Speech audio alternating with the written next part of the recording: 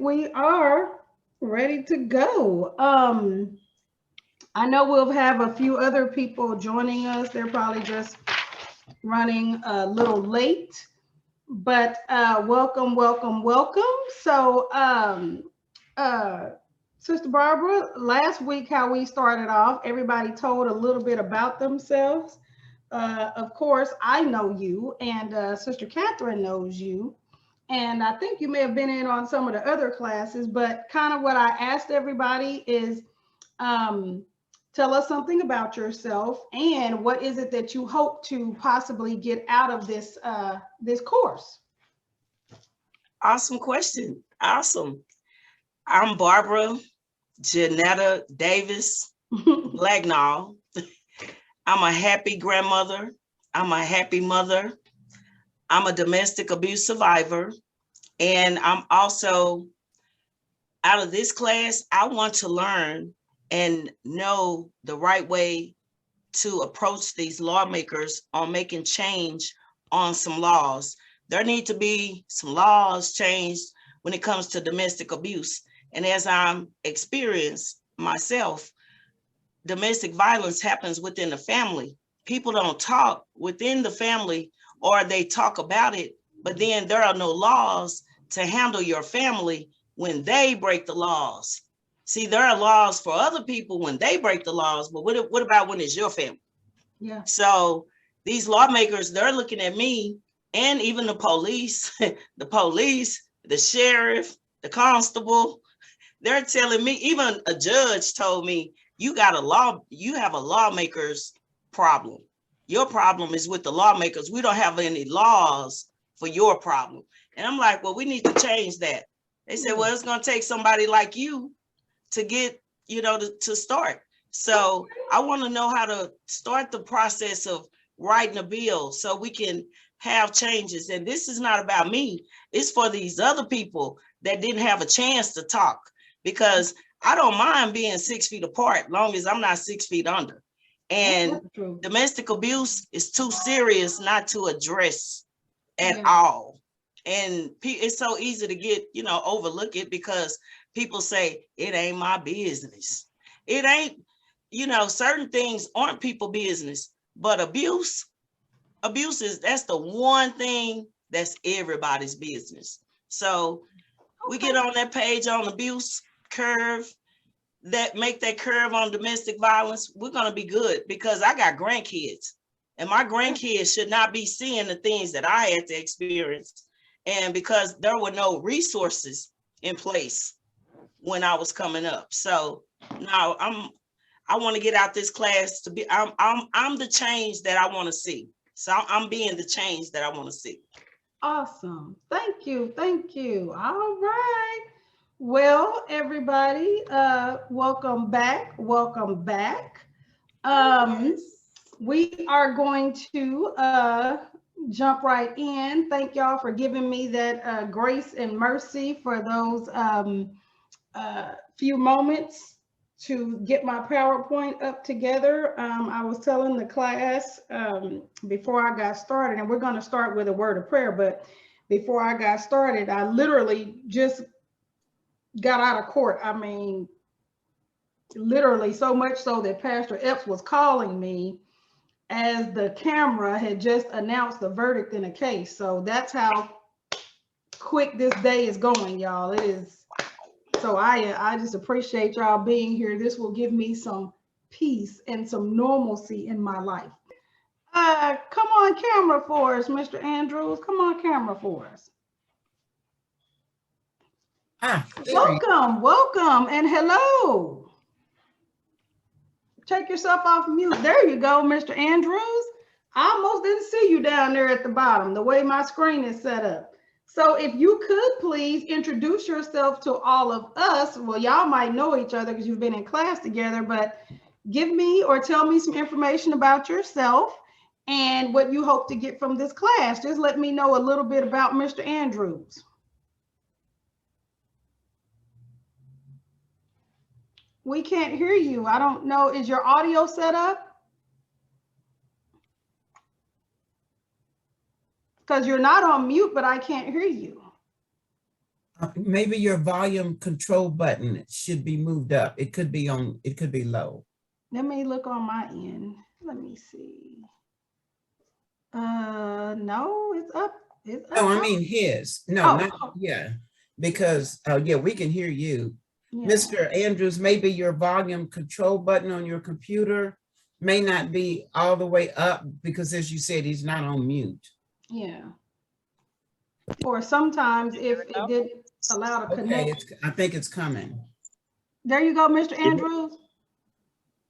You hearing me now? Yes. Yes. Awesome. Awesome.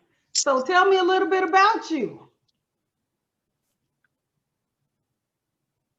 Yes, my name is Augustus Andrews. I'm from Guyana. I'm a pastor, youth minister also. What I want to learn from this class is to better able to help others and to guide them along the right, and also in the ministry, be there to help people to get benefit from every area of their life.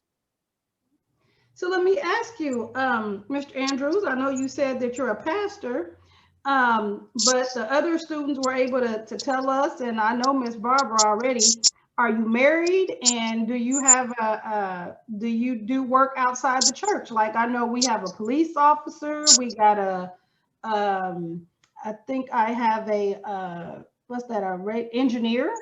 I got a radiologist, so give me some information like that. You married, you got kids?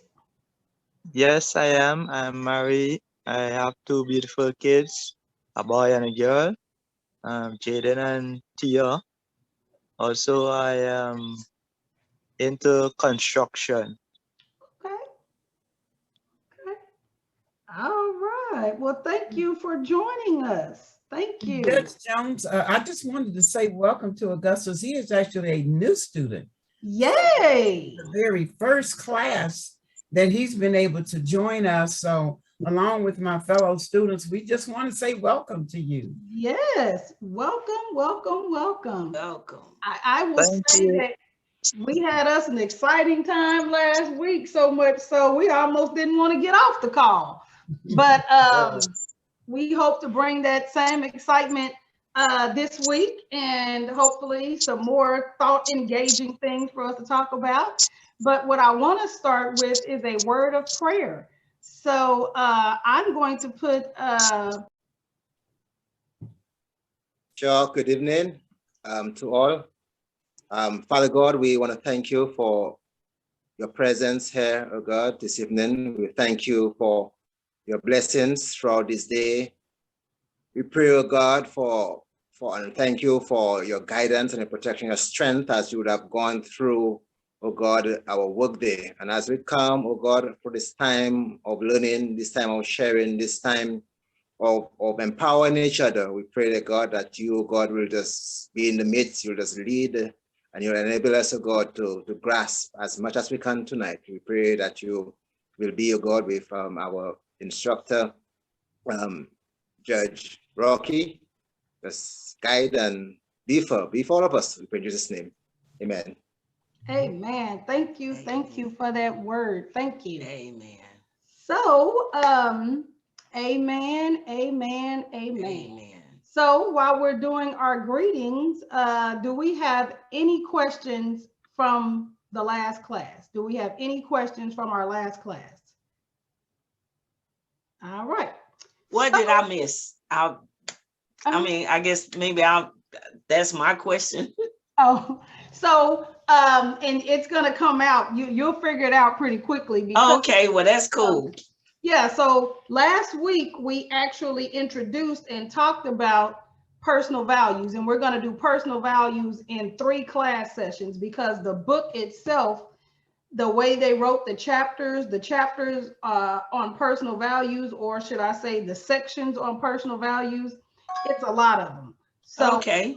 break them up and do them in 3 sections. So last we talked about personal values and their importance. We talked about to live an easier life.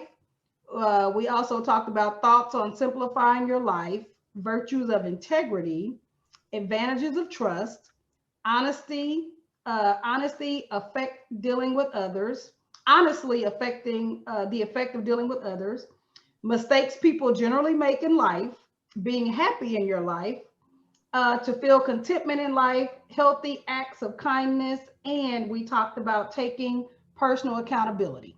So the good thing is all of the PowerPoint has already been uploaded into Canva.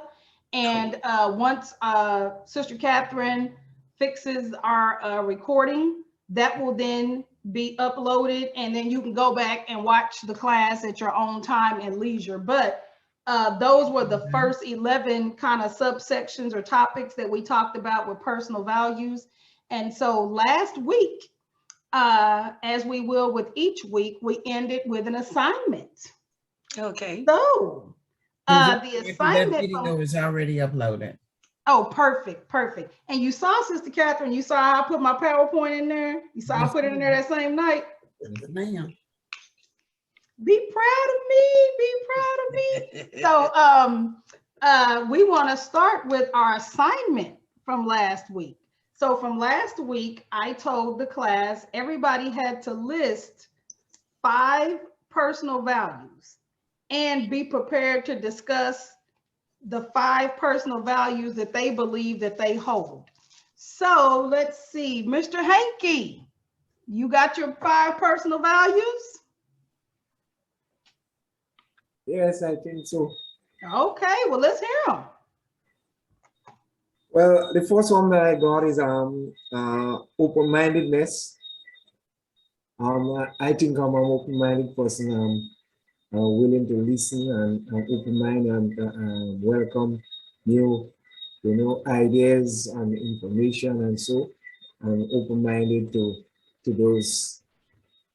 The second one that I've got is cooperation, and I believe a person who holds a high level of cooperation. I love to cooperate, especially with authority, and those around me. I love to cooperate. So I think cooperation is one of those values. And humility, well, being a police officer, also a pastor, is kind of mixed. So I must have that, that level of humility as a pastor.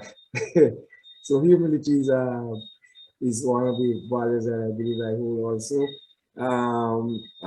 Generosity.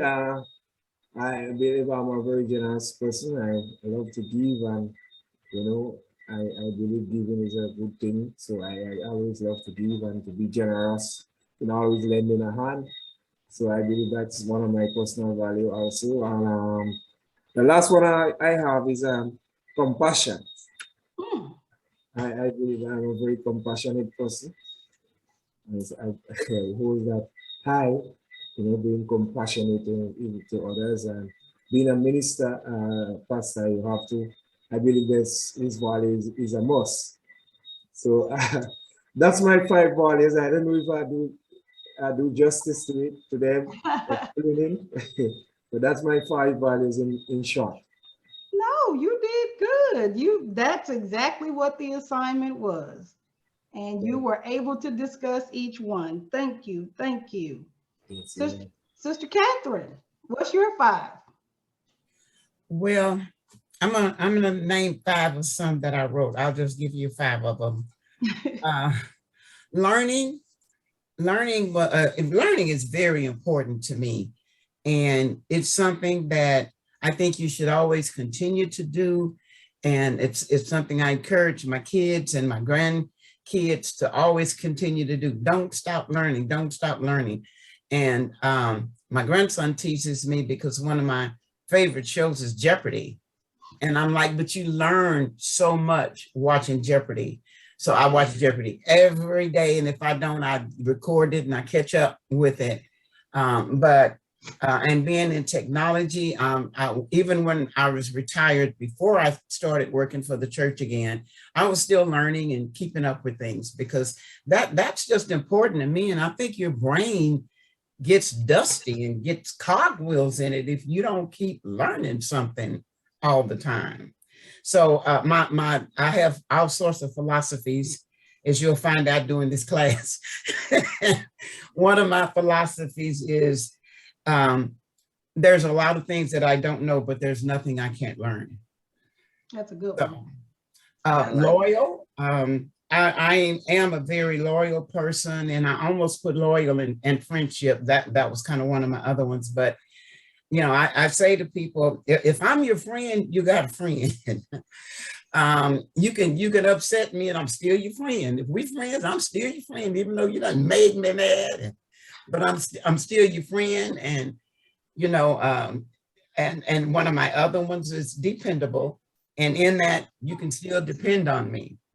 I'm the kind of person that my word is my bond. If I tell you I'm gonna bake your cake, I might not say when, it might be 6 months later, but you're gonna get that cake because you can depend. They gonna say, what is this? You don't forgot all about it. Oh, you did not. Nope, I said it, I'm gonna do it.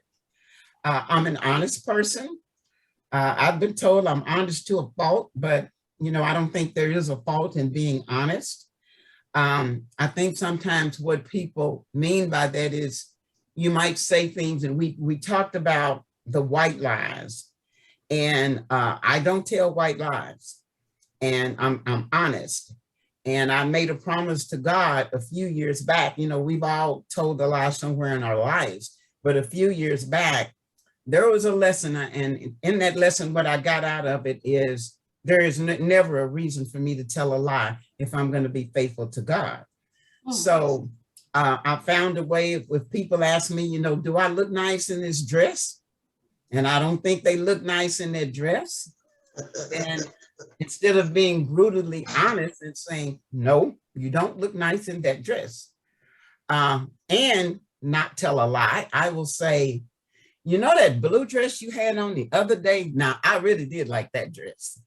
So that's my way of letting them know I don't really care for this one, but you know, I'm not being rude, but I do want to be honest. And I think I did say friendship. Friendship is very important to me, and I don't use the word loosely. I have a lot of associates, but I have very few friends. I think friendship is a much more meaningful relationship than just an association with another person. And I think it encompasses all of the rest of them, in that, you know, if you are somebody's friend, they should expect you to be honest with them. They should expect you to be loyal, and they should be able to depend on you. So those are mine. All right, good. Thank you. Thank you. I see Mr. Juba. How are you this evening? Yeah, I'm good. Good evening, everyone.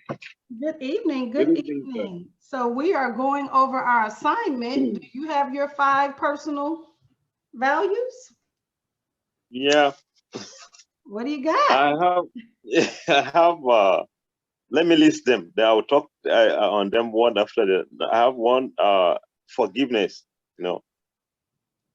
Okay. Yeah, and I have silence, and have generosity, and I have compassionate, I have tolerance, and I have respect. Let me start from this word, the word respect, because according to the word of God, say, give honor to whom honor is due. I always love to respect people.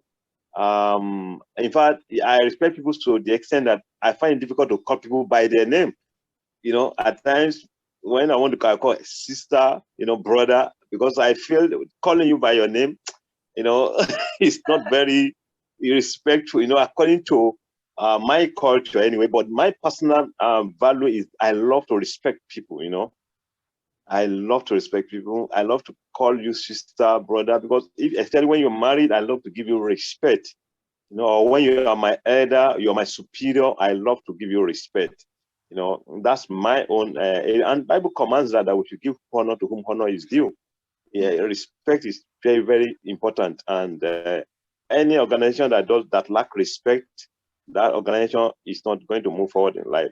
So that's number one. Then tolerance. I can tolerate anything. No matter what you do to me, I take it.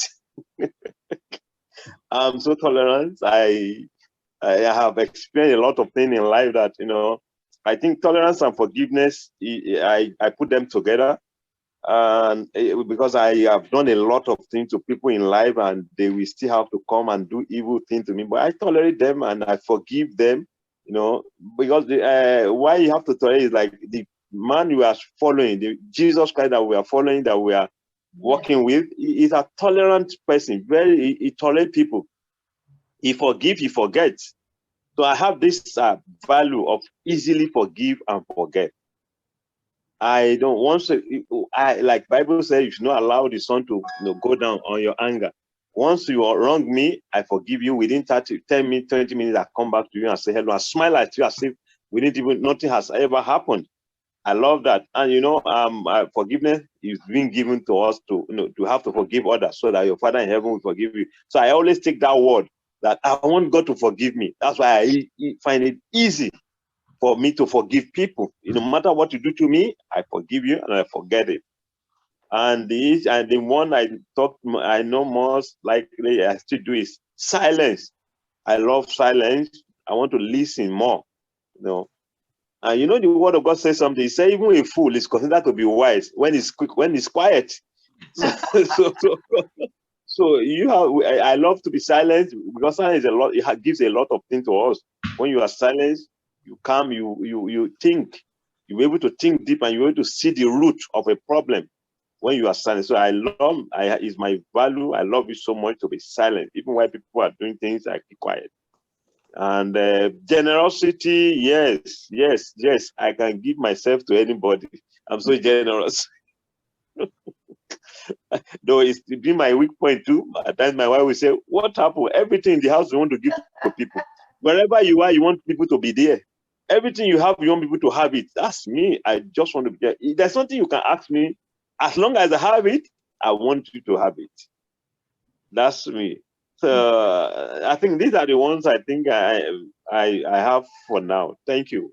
Okay, I like that. Well, y'all, everybody on the call, don't be hurt. Don't get your feelings hurt. But Mr. Jubu is my new best friend because he said that he wants to give everybody everything and wants to make sure that we have what he has. So everybody else, I like y'all, but Mr. Juba, you are my best friend. Okay. So, Mr. Maturin, let's hear your 5 values.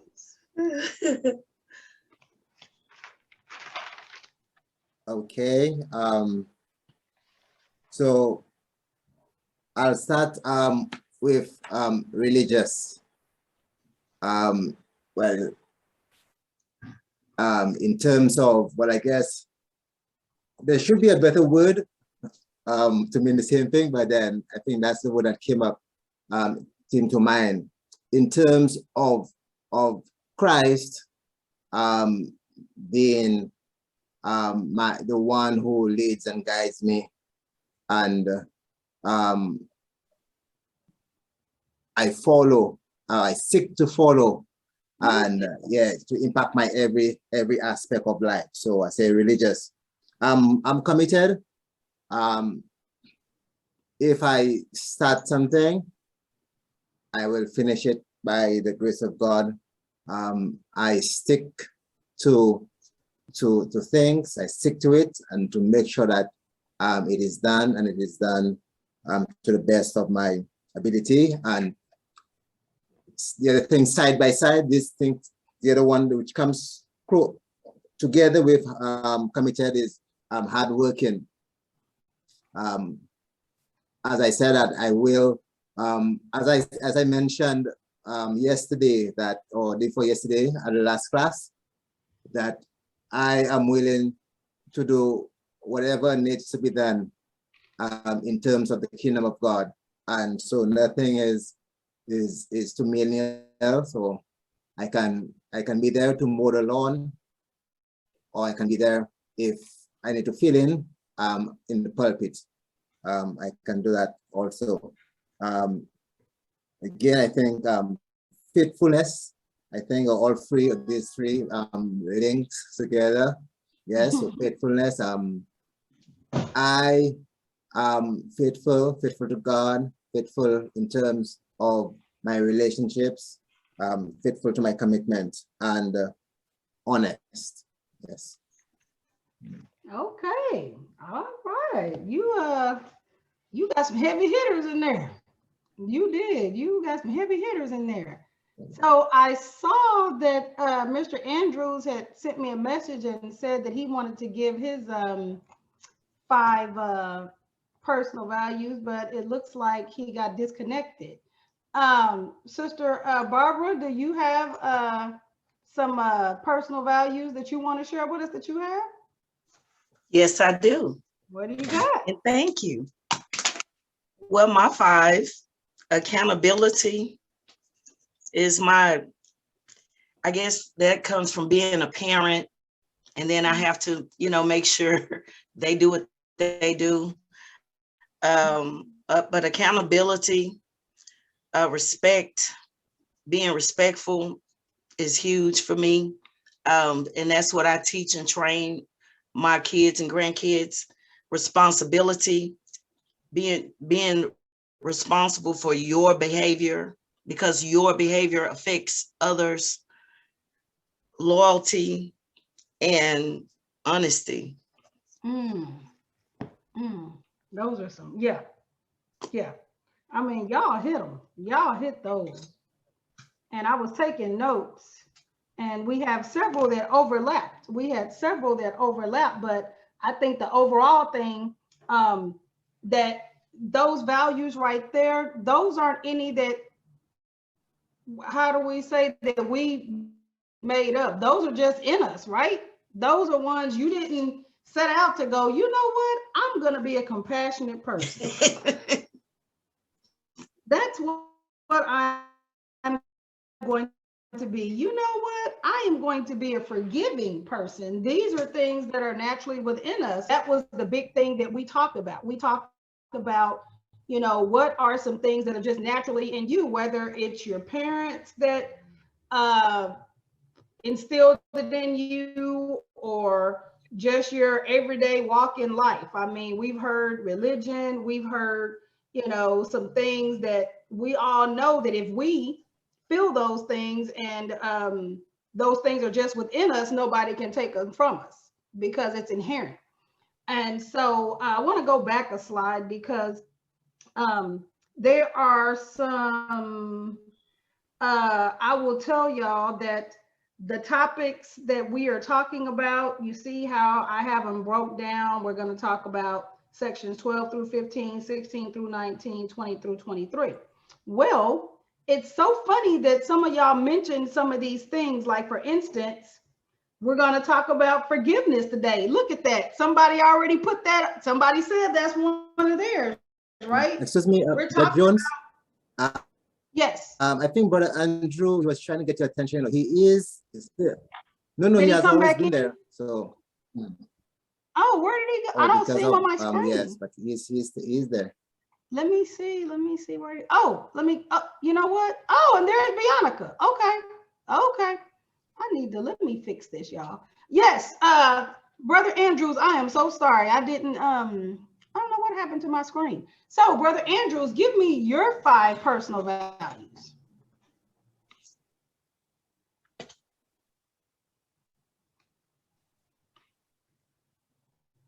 There we go. Evening. Yes, we can hear you, and yes, I think I got everybody now. Yeah. All right. One of mine is encouragement.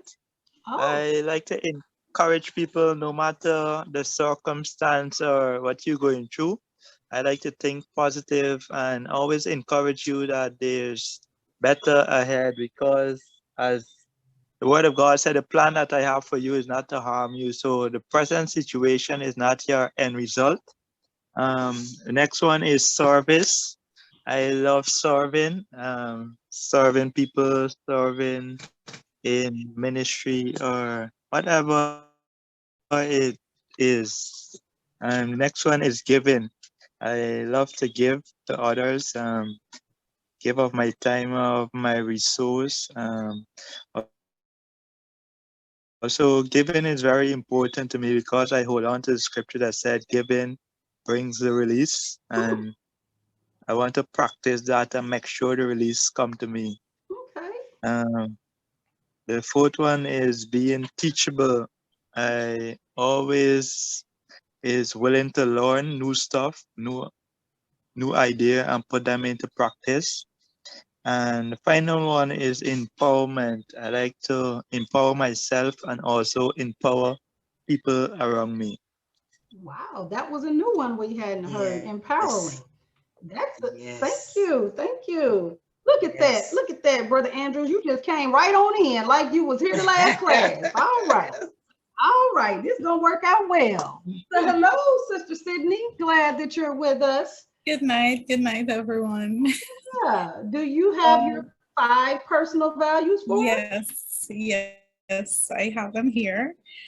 There were so many, but I'll just go with one list of what someone said, and I'll go with my list. So someone said empathetic, self-aware, open-mindedness, compassionate, and fair. I would say I am open-minded indeed. I'm generous. I am a person of gratitude. Okay. It just takes a little for me, and I'm content. I'm happy with it. And forgiving. I remember growing up in job interviews, I would say, I don't play with my sleep. And whatever makes me sleep at night. So if it's to be honest, and if it's for me to forgive quickly and such, then I will do it. So forgiving. I like to keep the peace and just clear the air. So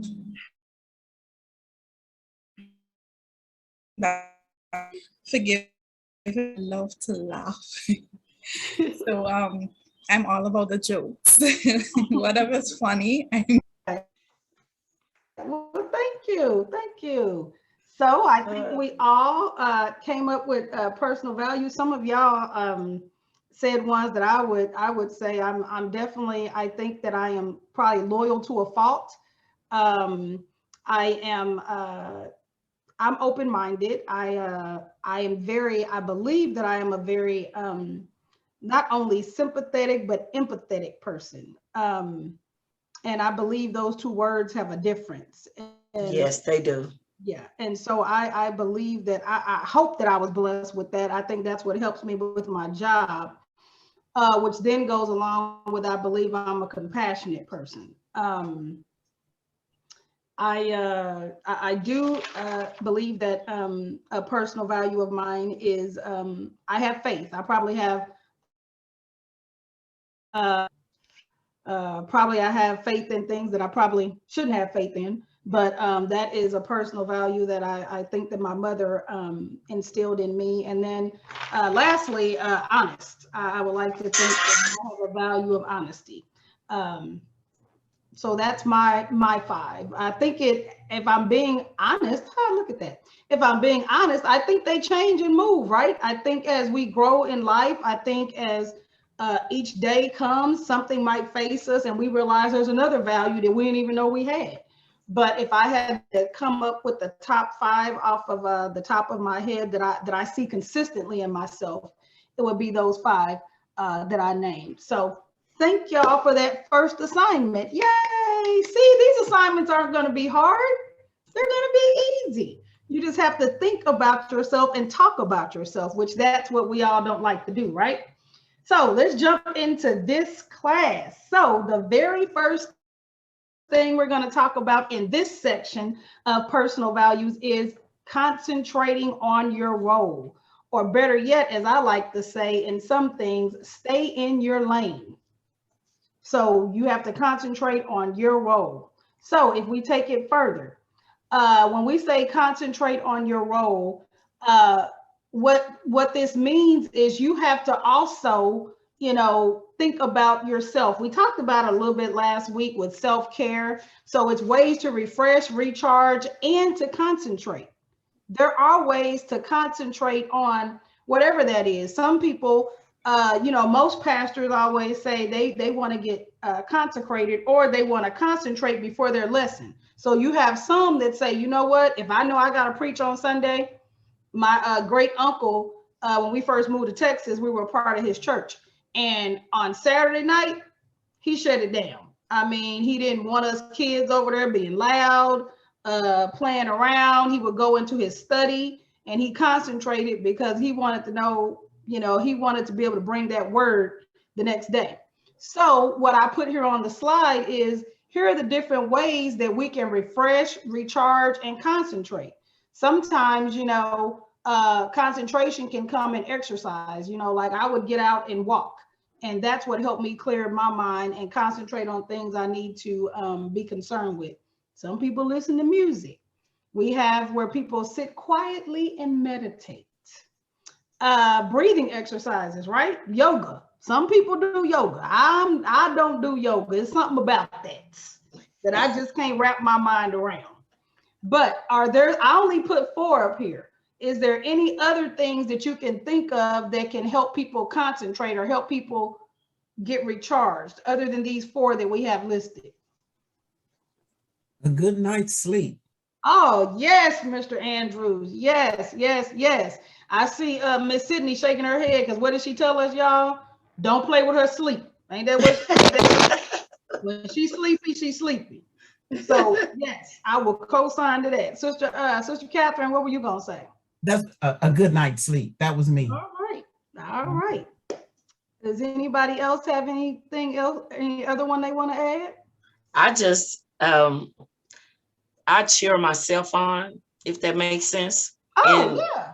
I say positive affirmations to myself and encourage and empower myself. So that way I can, I can be full to, give somebody else. Yeah. So that's what I do. What's that gospel song that sometimes we have to encourage ourselves?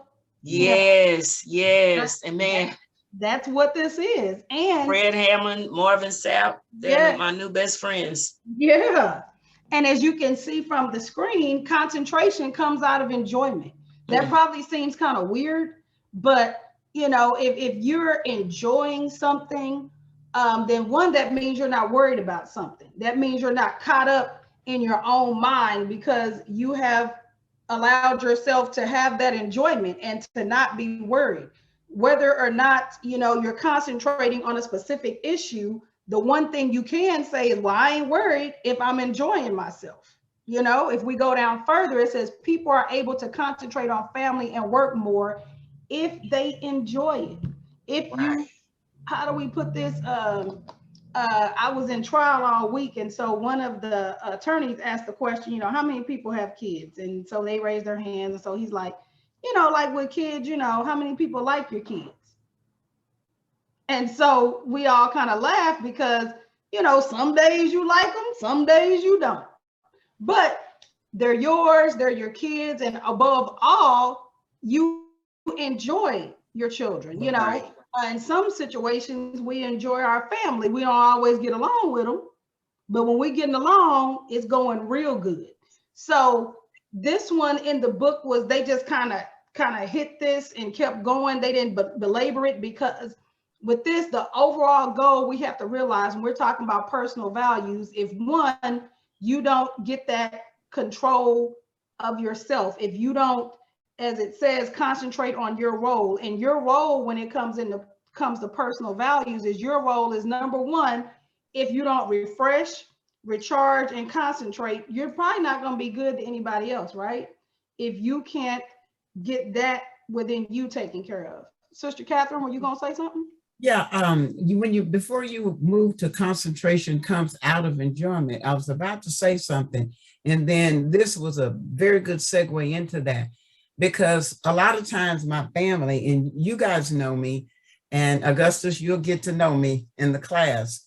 A lot of times they do not understand that when I'm working and doing things in technology, that's relaxing to me. Because that is something that I enjoy. And so if I get upset or frustrated, whatever, I get on the computer and I start doing stuff. I start doing things and it relaxes me. It takes the anger out. It takes frustration out, you know, because I'll sit here on this computer and start doing something and my focus and attention goes to it. So if I'm angry about something, that goes away. If I'm frustrated about something, that goes away because I got to concentrate on whatever I'm doing, you know, if I'm working. So I get a lot of work done if I'm upset about something because well, let me just go to work then. So that, you know, that is a very good analogy because to others that might seem like, oh, you working, da da da, but that's enjoyment. You like doing that. You know? Enjoy it. Mm-hmm. So that is a great example, and I think I'm kind of like that. It's if I'm being overwhelmed, and maybe you can appreciate this as well. Sometimes we concentrate on things we can control, if that makes sense. So, you know, if I'm worried or caught up on something and I go, well, let me go in here and work on this PowerPoint. That does bring me enjoyment because now I'm concentrating on getting this PowerPoint done. I'm concentrating on getting that work done, but I enjoy it because I can control that. I can control these slides I put together. I can control the stuff that I'm looking at. And that is a great example where other people might think is work. To us, it's enjoyment. It's enjoyment. That's enjoyment. All right. So going right along with that is controlling the impulsive mind. Controlling the impulsive mind. So when I read that subtopic, I was like, what are these people talking about? Controlling the impulsive mind. So here we go. Let's see, Bianca, can you read this for us? Sure. Controlling mind. For him who has conquered the mind is the best of friends. But for one who has failed to do so, his mind will remain the greatest enemy. Thank you. Thank you. So this is it. This is it. You know, if we can't control our mind, forget about concentrating on your role. If we can't even control our own mind, if we're doing this all the time, we're going 100 ways and we got all these different things going on. If we don't get that under control, once again, how are we going to help anybody else? How are we going to be able to, you know, do our job successfully? How are we going to be able to even help those parishioners that might need help? Why would somebody come to you if you look scatterbrained most of the time, right?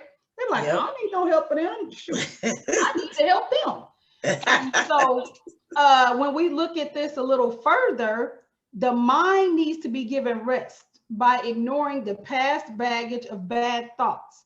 Thinking and carrying all the bad feelings about others keeps us engaged, but it keeps us engaged in a bad way. It doesn't keep us engaged in a good way. So this is when we say controlling the mind needs to be given rest. Once again, like Miss Sydney say, maybe you need to go to sleep. But if you've ever noticed, if you are not settled in your mind, you don't get a restful sleep. You don't get a restful sleep. I'm one of those people that I'm constantly thinking, what do I got to do tomorrow? What's the next thing I got to do? What's the next thing I got to do? So that when I would sleep at night, I had no idea I was grinding my teeth. So much so the dentist had to give me a night guard. And she was like, stop it. You know, you are doing way too much where you are grinding your teeth at night because I'm so busy thinking about what I got to do the next day. So when we talk about arresting mind, these are some things that we have on the screen. Sister Catherine, what were you going to add? I'm going to do all my talking up front and I'm going to let them talk at the end. But one other thing I just wanted to point out, I made a hobby of this and I really did a lot of research on it. And you would be amazed. Some people don't even realize that they dream. You are not in a restful sleep unless you are dreaming.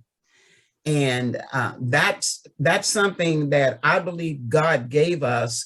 What dreaming is physically doing is taking what's in your short-term memory and placing it into your long-term memory. And in the process, you see these little pictures that we call dreams. But when you say controlling your mind, what I did in my hobby was I made the habit since I started out, I couldn't remember my dreams either. So now, you know, someone convinced me, yes, you do dream. So I was going, okay, then how can I remember so that I know that I dreamed? And so what I started to do was focusing my mind, because you tend to dream about whatever's going through. And like I said, you're going from long-term to short-term, but you can actually focus on a particular thing and you will actually dream about it. And I was going to write a book and talk about that. I truly believe that if you were able to do this very well, this would help people who were depressed to bring them out of depression. Because if you ever think about it and you have a good night's sleep, or you do remember your dream, when you have good, wonderful dreams, you wake up refreshed, you wake up happy, you wake up feeling good. So, you know, being able to control your own mind is a key thing to be able to do. And if you can focus it at night before you go to bed, take some of the weary things off your mind and put some pleasant things on your mind. Mine was my grandson. I would say, okay, I'm gonna think about Derek before I fall asleep, then I'll have good dreams. So that's my input for tonight. I'm gonna let other people talk now. Y'all know she just saying that, right? Right. Okay. But Yes. anybody else add anything to this list? I mean, what are some other ways you can rest the mind? I like that, concentrating on something positive before you go to sleep at night. I'll even have one, and this is so simple, and y'all probably gonna be like, really? You just not figuring that out as old as you are? It is amazing. So I am one of those people, I like noise. So I've told y'all I'm an only child. And so I got used to going to sleep with the TV on. You know, I'm just one of those people. My mom always teases and says, a freight train could come through your room and you will not wake up. I mean, when I was in a dead sleep, I was in a dead sleep. But anyway, so I used to sleep with the TV on. Well, depending on what you're watching, it gets into your subconscious. So I had to purposefully either now, and it's hard for me, I now turn the TV off. But remember, I'm one of those people, I can't go to sleep unless I hear noise. So I have to try and put on something positive. I mean, it could be a cartoon, it could be something nonsensical. But I realized that if I just go to sleep with a comedy on or something that is not as taxing on the brain, that has helped. Just something simple as that. And I know y'all probably thinking, what took you so long to figure that out? It was just whatever I was watching is what would stay on the TV. Does anybody else have anything else they could add? I like to take a hot bath and just relax in the hot tub with, you know, just a hot bubble bath. It's something about a hot bubble bath that just relaxes the mind.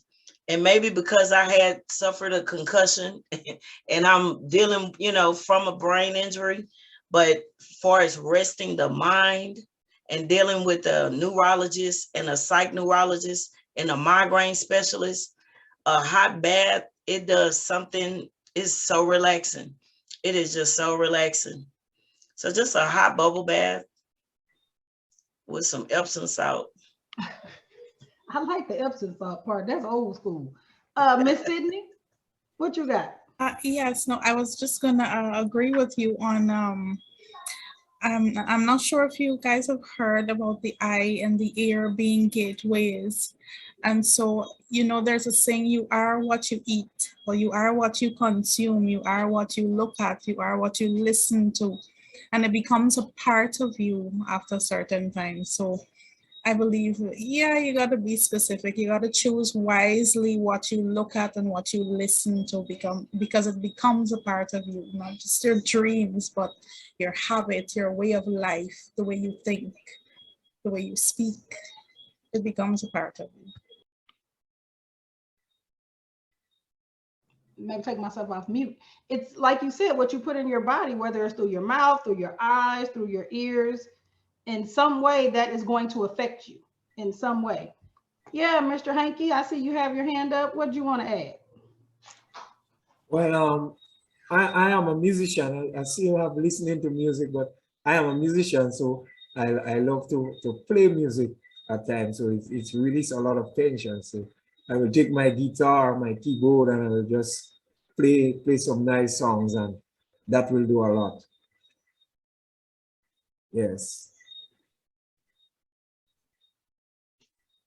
Yes, that is a good, we should have put that up there because you know, music, as we know, is definitely good for the soul. And the reason that this section talks about resting the impulsive mind, because if we don't, it can bring what? It can bring some bad results, or it can make us start feeling some other things that we don't want to feel. I was It can have you overthinking too. It does. It does. I was looking in the book and it says people feel trouble and pain when someone tries to harm and has destructive tendencies.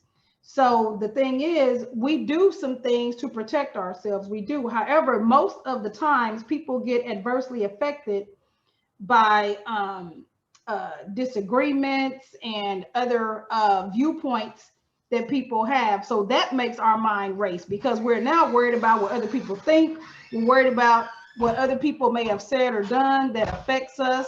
So we have to control our mind, because if not, this is what happens next. We get feelings of what?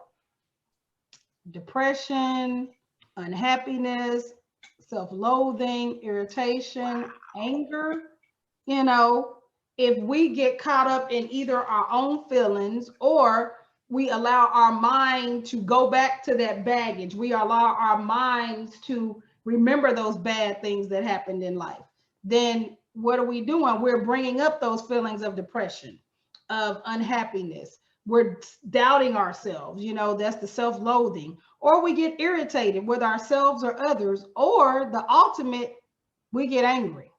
So when these feelings come out, that's where these outbursts of emotions make the mind react and think continuously. Just these things right here, even with the depression, most people think with depression, oh, they're just laying around, they're not. It's amazing how their mind is still working because they're trying to figure out, why am I depressed? Why can't I be happy like everybody else? So their mind is continuously going. If they're angry, if you have that feeling of anger, you spend, what do they say, that takes a lot of energy to be angry. It takes a lot of energy. They have done studies where you have a more rapid heartbeat. You have a more increased blood pressure because of anger. So here we have, impulsive mind is a reflection of lack of confidence in your own self. When we talk about personal values, you have to have that confidence in your own self. But the way we do that is to control these these impulses right here. You know, no, we can't always control depression, but what we have learned as of late, people, and I think we talked about this in the last class, depression is mental health, right?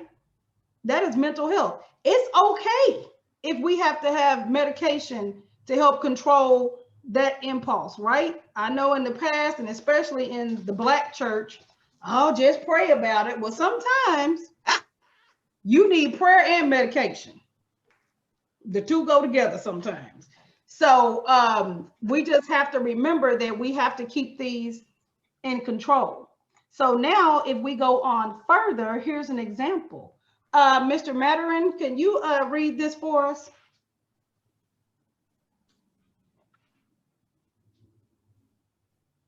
You're on mute. There we go.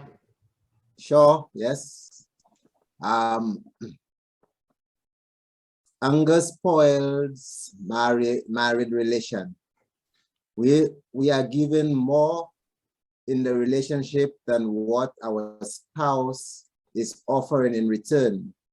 We are doing more of the household work than our spouse. Being overused and not properly cared for and appreciated by our spouse. It creates anger towards our spouse.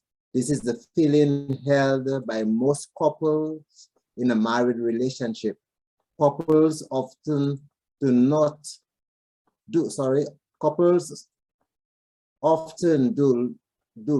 of things. You're right. Lots of things without proper appreciation by the spouses. This turns them either hurt if they are not able to express their anger or they feel irritated. They will try to find faults with the spouse on certain trivial issues, while the problem lies with the feeling of being not cared, respected, or attended properly. Thank you, thank you. Okay, this example, this scenario, most of us on here are married or have been married or have been in a serious, significant relationship. Is this true? Yeah. This is true. This is so true. There's not a perfect relationship out there. I don't care what people say. Yeah. You know, some days it's, 60-40, other days it's 80-20, when it comes to appreciation. But what we get from this example is, if you read that last part, they will try to find fault with their spouse on certain trivial issues, while the problem lies with the feelings of being not cared, respected, or attended properly, which then what turns them either hurt if they are not able to express their anger, or they feel irritated. That's the mind, right? That is the impulsive mind. Your natural impulse is, oh, you don't appreciate me and you don't like me, then we would want to lash out, or we get angry. Or even if you don't let that anger come out and you hold it in, there's nothing worse than bottling it all up, because if you bottle it up, eventually it's going to come out and it's going to come on the surface. So this is I like to call it a real world example of controlling the impulsive mind, because your natural impulse is, oh, this is how you're going to be. Well, I'm going to get angry. That's what it says. Anger spoils a married relation. That is our natural impulse. It is just natural to be like, if you hurt me, what does Pastor Epps say all the time? Hurt people hurt people. And so in this situation here, if we were to take a beat, take a breath and say, don't let my natural impulse take over, then we would go on to this situation here. What can be done to correct this situation with the spouse? What could be done differently versus getting angry or going, oh, I don't feel appreciated around here. Let me find some stuff around here that he don't do. Let me find some stuff she don't do. What's another way that situation could have been handled? Communication, just honest communication. Just honest communication. An honest conversation changes any situation. I would agree. Would anybody add anything different? That's that for me, but really addressing the issue as early as possible, before it gets out of hand, before it boils up, before it becomes that person begins to feel some sort of resent towards the other person. Addressing it early, honest communication, but early as possible. And before it becomes anger in you, right? Before it gets to anger. It's one thing to feel disappointment, but when you get to anger, that's hard to come back from. Yes. So this goes to our next, the mind. We are talking about controlling the impulsive mind, but let's look at what this slide says. The mind is what? A beautiful servant, a dangerous master. Wow. We can't serve two masters. We learned that, right? Yes, ma'am. So either we want our mind to be a servant where it works for us, because what we don't want it to be is our master, where we're going on these impulses. We're going on whatever I feel or think. I'm just going to say it. I'm going to do it. If it hurts other people, so be it. We can't have that. We cannot have that.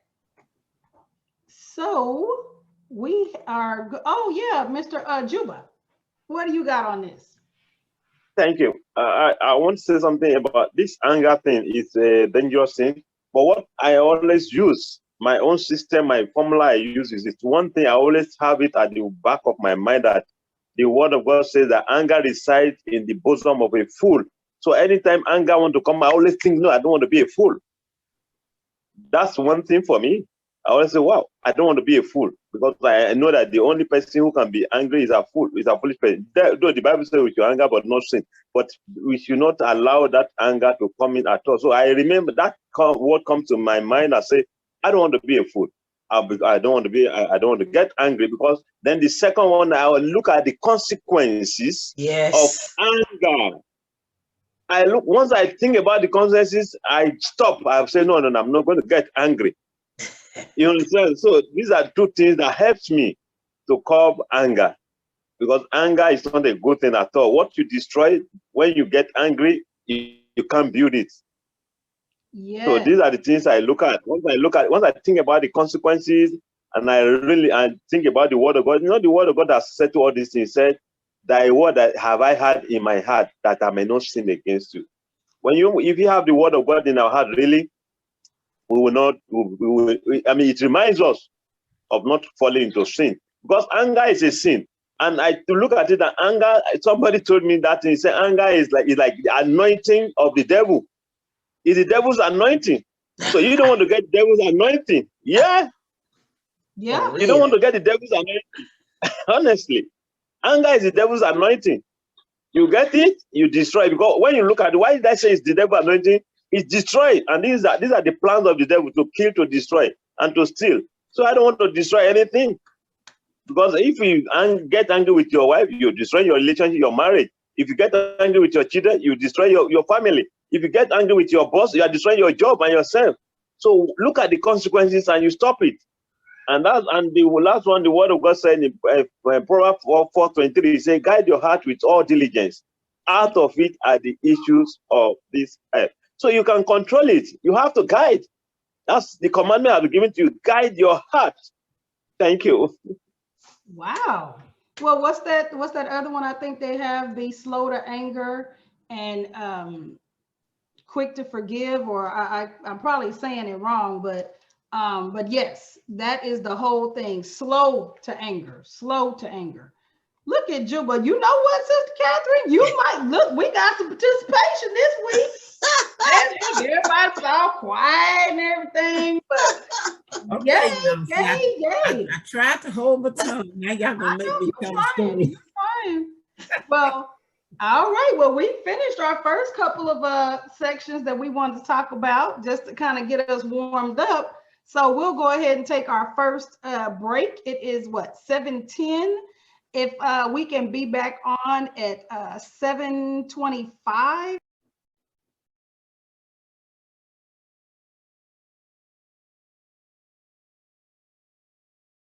I'm going to jump right into the next section, and one of the values that we were talking about was silence, right? That was one of the values that, matter of fact, some of the clients even said it, that benefiting from silence is going to be our next topic. So I want y'all to take a look at this. And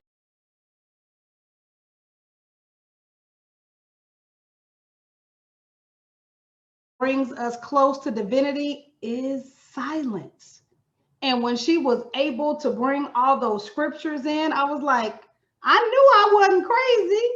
I knew that, you know, the lesson that I was reading in this book, and it talks about how, you know, how that in itself is a virtue, how that in itself, if we really are, what did we hear growing up all the time? When you get worked up or something bad is going on, what do they tell you? Be still.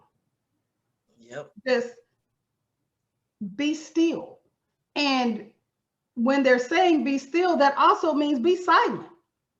Let the Lord speak to you. Let whatever this situation, you know, let it evolve or unravel, whatever you want to say, because what do? We We always try to help the Lord. We cannot just sit still or be still. We always trying to help. He don't need our help. He does not need our help. So let's look at this next slide. What happens if we talk? Will you read those first two for us, Miss Barbara? Yes. Can't hear others. Can't hear ourselves think. All right. Bionica, could you read the next two for us, Miss Sydney? Sure. Requires us to justify ourselves, becomes noisy.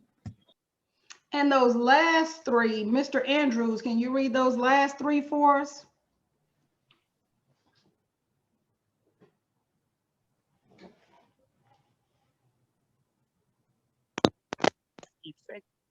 Ability to learn, mind of continuous busy, cannot hear God. Would y'all add any more to that? I mean, she said a lot. She said a lot, but these are some basic ones. Would anybody add any others to that? What happens when we talk? And we're not. When we talk, okay, hello? Yes. When we talk, you will expose yourself to problem. You expose yourself, people know you.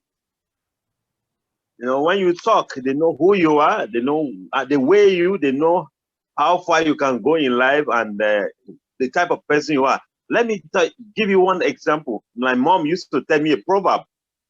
He said, between a duck, a duck and a chicken, you know, a hawk normally come and hunt a small chicken baby. And when the chicken will just cry, make a noise, and that would be the end. But a duck, when a hawk pick a duckling, the duck will just look at it and look at where the hawk is going, look at the place, keep quiet, and he will now go and plan and strategize how to go and bring it. So my mom told me one day, he said the reason why how hawk refused to hunt duckling again is that one day the baby hawk picked the duckling, and when he reached, the mother asked, did the mother of the duckling do anything? He said he didn't do nothing. He said take it back. Now he said, well, then he went and picked the chicken. When he picked the little chicken, the mother said, what did the mother hawk say? What did the mother say? He said the mother just make noise. He said, okay, don't worry, he's not going to do anything again. So, so when you make noise and you talk, people knows you, they know how, the way they know you, that's how far you can go. But those who are quiet, you think they are strong. There's strength in silence. I like that. There's strength in silence. Mr. Hanky, I see you put your hand up. What do you want to add, sir? Yes, I read in a book once and it just come to mind. And it says that the more you talk is the more likely you are to sin. So this one just come to my mind. The more you talk is the more likely you are to sin. Why? Because you're not getting other people's views or opinions, right? Because you're talking over them, through them. You know, and sometimes when we talk, we bring judgment. We're judging. Sister Catherine, what do you have? You know what I find sometimes is when a lot of people are talking just to be talking, they don't really have a lot to say. So then they just start repeating themselves because they just want to keep talking. It becomes noisy. Mm-hmm. It becomes noisy. It's just, I had a good friend, her daughter said, Mama, why she always be talking, but don't be saying nothing? It was another one of our friends, you know, and kids are brutally honest, right? Yes. Why she be talking, but she don't be saying nothing? So that's what I thought about. Miss Bionica, what you got? Yes, I think number 3 requires us to justify ourselves. It reminds me of this Guyanese saying, stand easy better than beg pardon. It means if you stay quiet, it is better to stay quiet than to have to apologize for what you would have already said. I like that. Then you don't have to beg anybody's pardon. I like that. All right, so let's see what the next 4 are. So remember, we went 1 through 4, and now we're going to see what the last 4 are.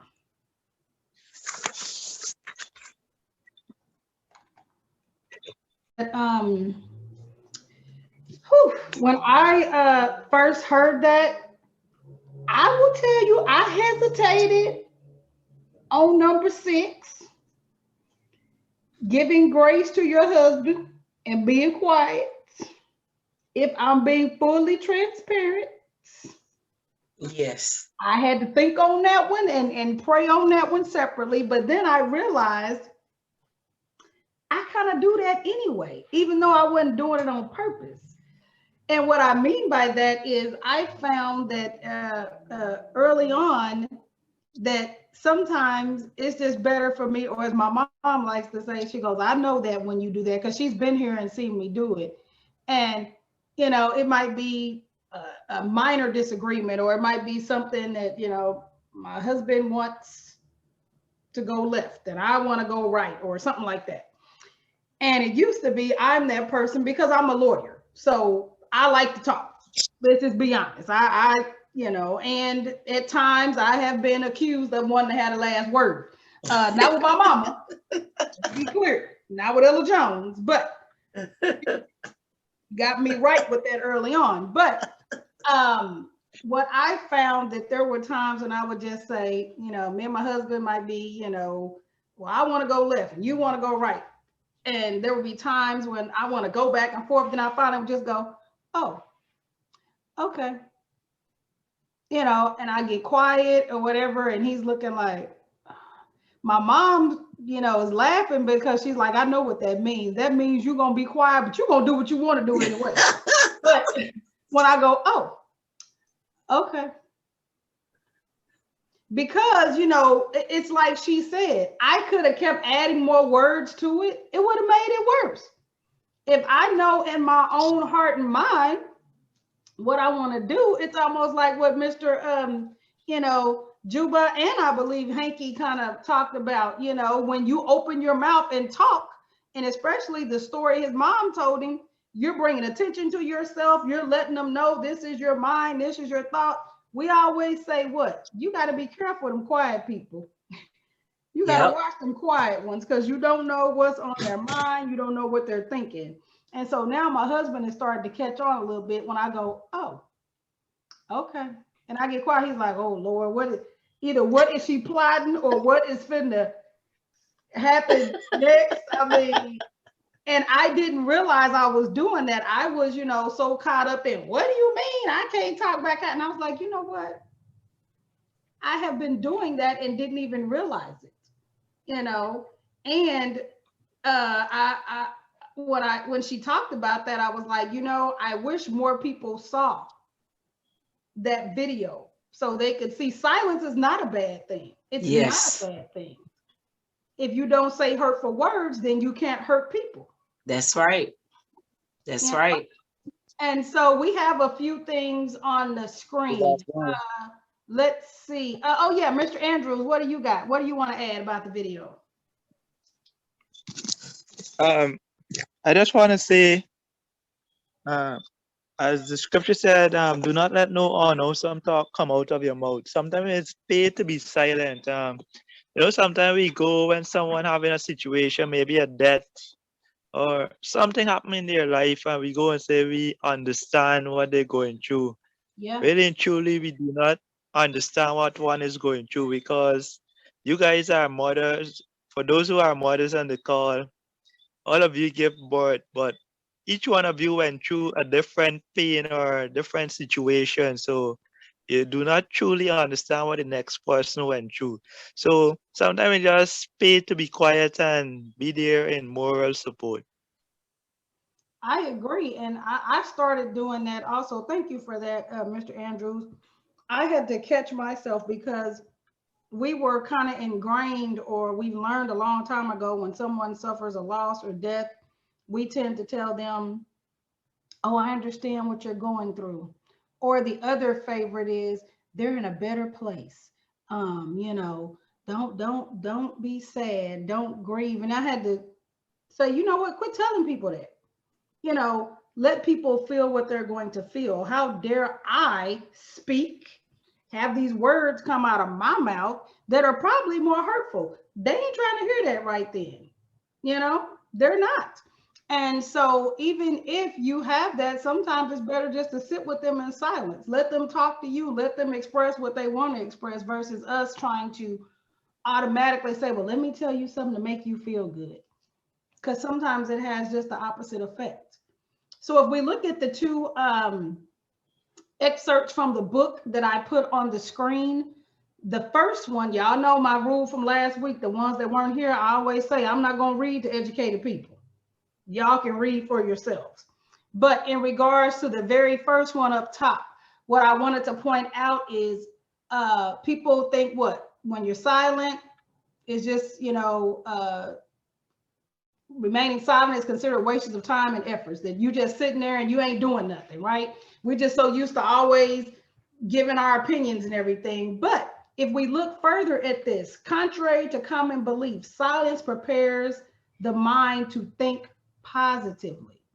So we got to get out of this negative connotation. Oh, they being quiet. They ain't saying nothing. I must not be getting through to them. Or what's that saying? It's like talking to a brick wall. No. Sometimes it's good people are being quiet and taking in and listening to what you're saying. And then also, if we look at the bottom one where it talks about silence is refreshing. It's a refreshing activity, right?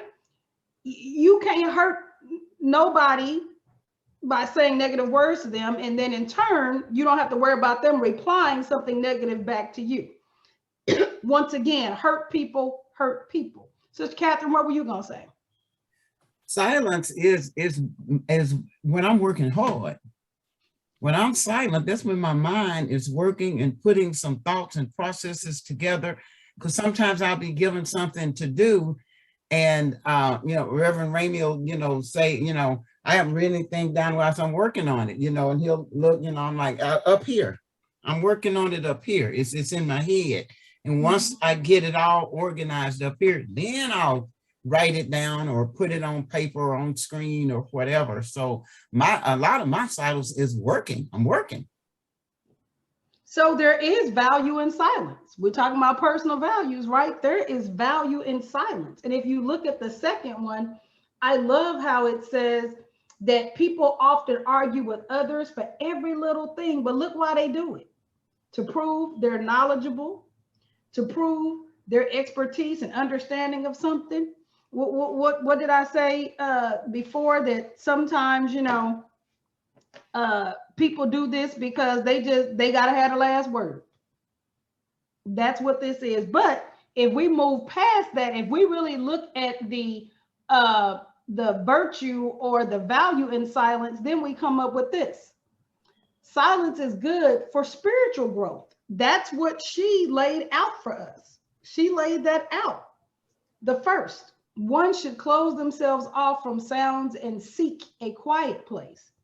Some people have a meditation closet. Some people, you know, have a space in their house where that's where they go to just be with God, you know, and talk to him. And like she said, it can't be a one-sided conversation. You need to let him talk too. And then also the second one should close themselves off from communicating with others. Now, we don't mean you have to take a vow of silence like the monks. But, you know, sometimes if you are trying to get that inner peace and trying to get that silence around you, you will notice that if you don't talk to people, they ain't gonna talk back. If you don't talk to people, they ain't gonna talk to you.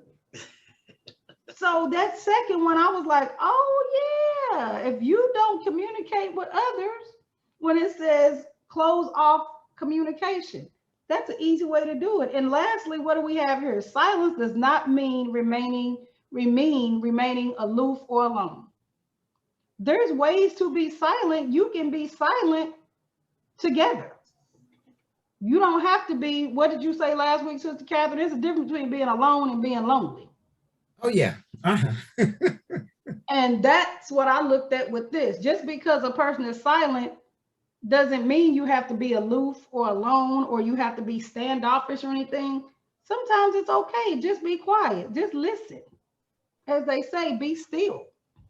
All right, let's go to our next major topic. All right, who was it that told us that one of their biggest and best values is what? To forgive and forget. Mr. Jabu, is that what you told us? Yeah. I told you was looking at my slides. You already knew what I was going to talk about today. So we got let me say something about forgiveness and forgive and forget. Yeah. I got the benefit of it. I got the reward of it in my life, and it paid off for me. What happened is that a friend of mine, did a very ugly thing to me. I gave him money. He took my money away. He never paid the money. After 5 years, I think 3 years, he came back, asking for. He just came back and said, "Oh, forgive me. I know I took your money. I never paid." I said, "Okay, no problem. No, I just forgive," and I forgot. So he now said, "Come visit me in my office." I went to visit. I think I have said this in one of our meetings here in the class. He said, "Come visit me." I visited him. Initially I said, "Why am I going to visit you? I know I've forgiven you, but I'm not going to visit." He said, "No, please just come. You have forgiven me. Forget everything." So I went to his office. When I got to the office, I saw his secretary. We exchanged greetings, and that was it all. Then later he just came back to me and said, "Look at my secretary. That secretary. It seems the secretary likes you." I said, well, I don't know if he likes me. That's what, but I don't want anything that has to do with you. but I had, thank God for forgiveness. The same secretary is my wife now. So that's the benefit of forgiveness. So I thank God I was able to forgive and forget. If I had kept forgiveness, I would have lost a lot of things. So there are a lot of things we lose by not forgiving. And there are a lot of things we lose by not even forgetting. Some will say, "Oh, I forgive, but I'm not going to forget." If you are not going to forget, then you cannot have another. If you forgive and forget, you may have a better contract, or better goodies that will come your way. Thank you. That's a good one. That's a good one. You would not have your wife if you did not forgive enough to go to his office. Yeah. You need to write him a thank you letter. Wow. That's my brother. I don't think any of us could beat that one. No. Wow. All right. So let's talk about it. Let's talk about truly forgiveness and forgetting ills of others. It can be achieved by remembering our ultimate creator, the God, and remain in prayer to seek help from him. So as we see, the more we feel the presence of God, right? The more we feel it within ourselves in every action that we have, in every action, the troubles inflicted by the outward world will what? Will have less of an impact on our inner condition. So, people always say, "I forgive, but I ain't gonna forget." We don't mean that in a literal sense. You're not going to forget how that person made you feel or forget that they took money from you. But when we say forgive and forget, what that truly means, if you really look at this passage in this book, what that truly means is we want you to forgive, but you don't have to forget how they made you feel, meaning that you don't have to, in other words, you don't have to turn such a blind eye that you keep going back to the repeated thing. Does that make sense? Right. Yes. Yes. This person hurts you. This person not good for you. The Lord says, "Yeah, I want you to forgive, but you need to learn from that experience." So I found the next thing kind of shows this is the best way that we can kind of put this into a rational topic for us. The first to apologize is the bravest. The first to forgive is the strongest. And the first to forget is the happiest. If you think about it that way and look at that, forgive to forget. So what's that? Yes. If you give to get forgiveness, if you give forgiveness, then you can what? Either get that forgiveness in return or you get happiness. So you forgive to get. That's, you know, I when I looked at that, I was like, you know what? That should be on a t-shirt. Yes. You know, people should really embrace that. And if we take it a step further, look at this. What are some things you have forgiven? If you just look at some of the things that I've put on the slide, these are some things that, you know, me personally, and I want y'all to add if there's anything you would. You know, we've all probably been skipped over for a promotion at work when you go, really? You promoted that person over me? And I know I come in early and stay late. I know my job, you know. Or, you know, you may have had somebody that was unfaithful or cheated. You know, what about that fender bender?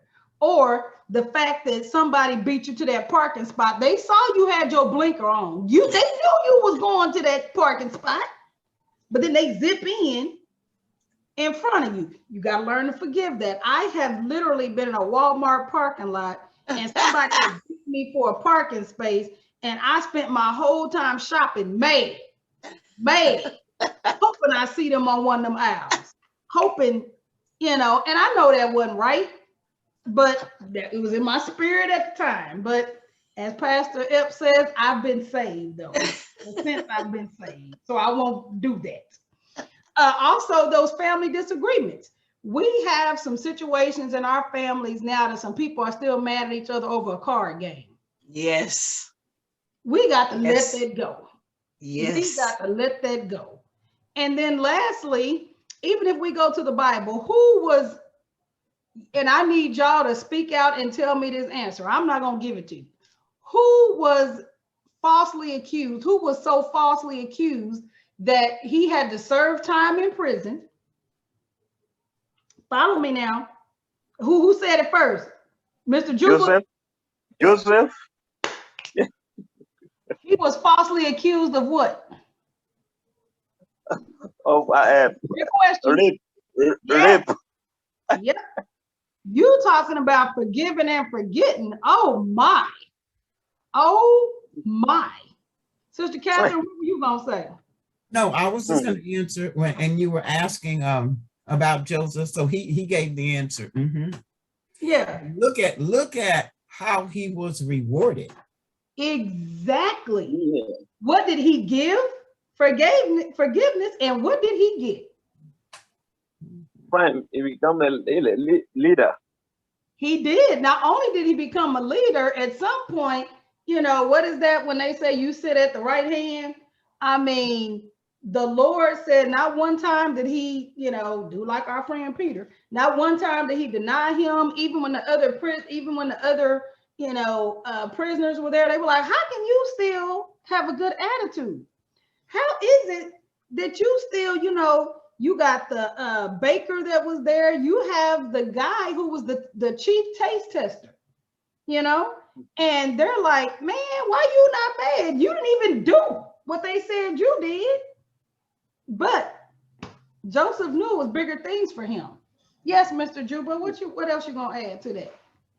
Yeah, talking about being falsely accused and life of Joseph. You see, for forgiveness, you must have a man who forgives, have the mind of God, and is a man who fears God. You understand? You can see what Joseph said. How can I do this wickedness and sin against my God? You understand? And that means the man has the fear of God in him. I use myself as an example. I remember a member of my church came. It's a new member. He came. He has a big mass on his neck. And I said, no. This mass I have. You know, I'm a medical person, as a pastor. I said, I pray for him. He said, people have been praying that they say if he remove, he will die. I said, you are not going to die. And I pray, I declare, I said, but this mass will leave your body this year. Last year, December, we removed the mass. I took him to the hospital. We did everything. I told my friend, the surgeon, I said, please, this guy must be, this thing must be done. He did it. After he did that, a week after, 2 weeks after, the guy ganged up against me. He said, I'm smelling. He just said all kinds of things to me. And he told them, he said they should leave the church. The people should leave the church after I've helped you. And I did everything for him. I said, okay, what do you want me to do? I told him, please, what is the problem? He said, no. You can you remember what I've done for you? He just went about. He didn't stop there. He went about, he started telling lies. He said, I have married before, that I divorced. Lies. I have married before, I divorced, that people should leave me, leave the place, that I'm not this, I'm not that. Well, I felt bad, but you know, forgiveness is of the Lord. And I asked God, I said, please, God, forgive. But you know what happened? Well, as he left, and he was telling people to leave, those who left with him, God added about more, increase the number of the congregation. Like we're saying, the reward of forgiveness, you know. Now, when people accuse you falsely, God will lift you up. You understand? But all you have to know is that, like Bible says, let innocence be found in you. Once innocence is found in you, no matter what they say, what I never did in life, he said, I divorced, I married, that I used a Grenada woman to get a paper, all kinds of lies, which I never did in my life, you know? And it takes the grace of God, a mind of God to forgive. So, if you have the fear of God, you forgive. You understand? Yes. Wow, man, you are full of examples. Yes. Well, man, all the rest of y'all better keep up. Man, I'm keeping up. Mr. Juba, he got all of us beat today. Ooh. Were you gonna say something? Thank you. No, I'm listening to Juba. I know. I'm about to let him teach this class. I was about to pass the plate. And I'm gonna be a student. All right, so the last thing I want us to see about forgiveness is forgive and forget, not revenge and regret. That was me in the Walmart when I was hoping to see that lady that cut me off. That was me going aisle by aisle because I was thinking revenge and regret. I wasn't thinking forgive and forget. If I would have just thought about it, I was parked. That was my goal, right? I had to park to actually come in the store to do my shopping, but I walked in mad. I hope I bet not see him on this aisle. I'm like, you know what? You got to park and you in here shopping. Why you mad? I probably need them steps anyway. All right. So let's go on to our next topic. Our next topic is personal goals. This has to be if we don't find this as a personal value or a personal virtue, we got to talk about our goals. Goals are something that we need to have in life, but let's talk about why they fail. We all have goals, but let's talk about the other part of that. Let's talk about why sometimes those goals fail. So if we look to the screen, look at that. Each person has a number of aspirations for life, right? And if we look at times, sometimes our focus just kind of gets thrown off a little bit, right? We want many things, leisure, we want money, we want love, you want happiness. We often find ourselves not accomplishing all of this. Why not? Let's look at this. If we can't accomplish those things, then sometimes one of these four things happen, don't they? You lose hope. We get depressed. We feel defeated. Lastly, we feel angry because then you start, and I'll add another one on there, jealousy and resentment, 2 more, because then you start looking at other people going, well, why do they have and I don't have? Well, maybe they set their goals a little different than you did. Maybe their goal was to, you know, my goal is just make it through the day. And once they make it through the day, they're happy, they're joyous. Well, why are they happy? You know, well, you don't know what their goal was for that day. So now let's talk about what are some of your goals. Mr. Matter, give us, you know, a goal or two that you have.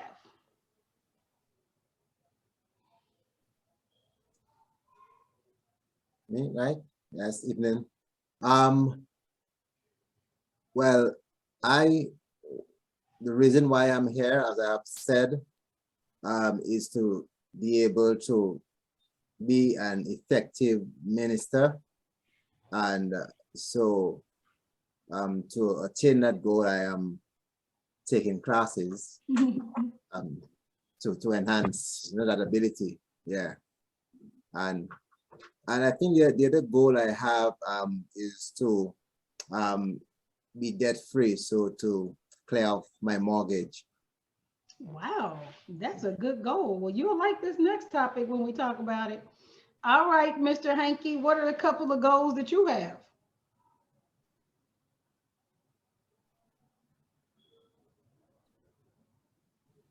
One of the goals that I have presently is to I love counseling, so I would like to develop, and this is why I'm taking most of the classes, that I can place myself in a better position to counsel those in need.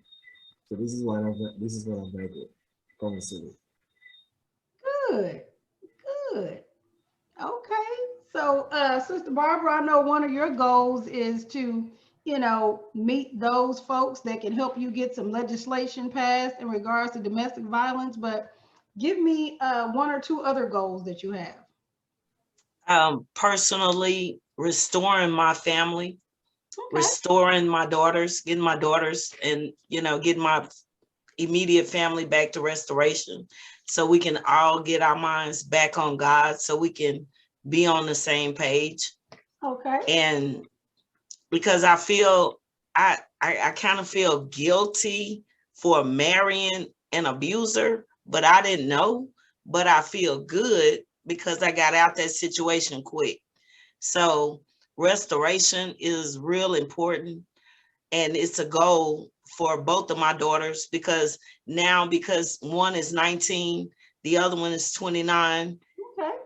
Everybody is saying, oh, they're grown, so they can do what they want to do. No, they can't. I'm still their mama.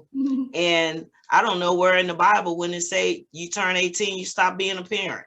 So we got to restore some things and get back on track and just make things better for my grandkids.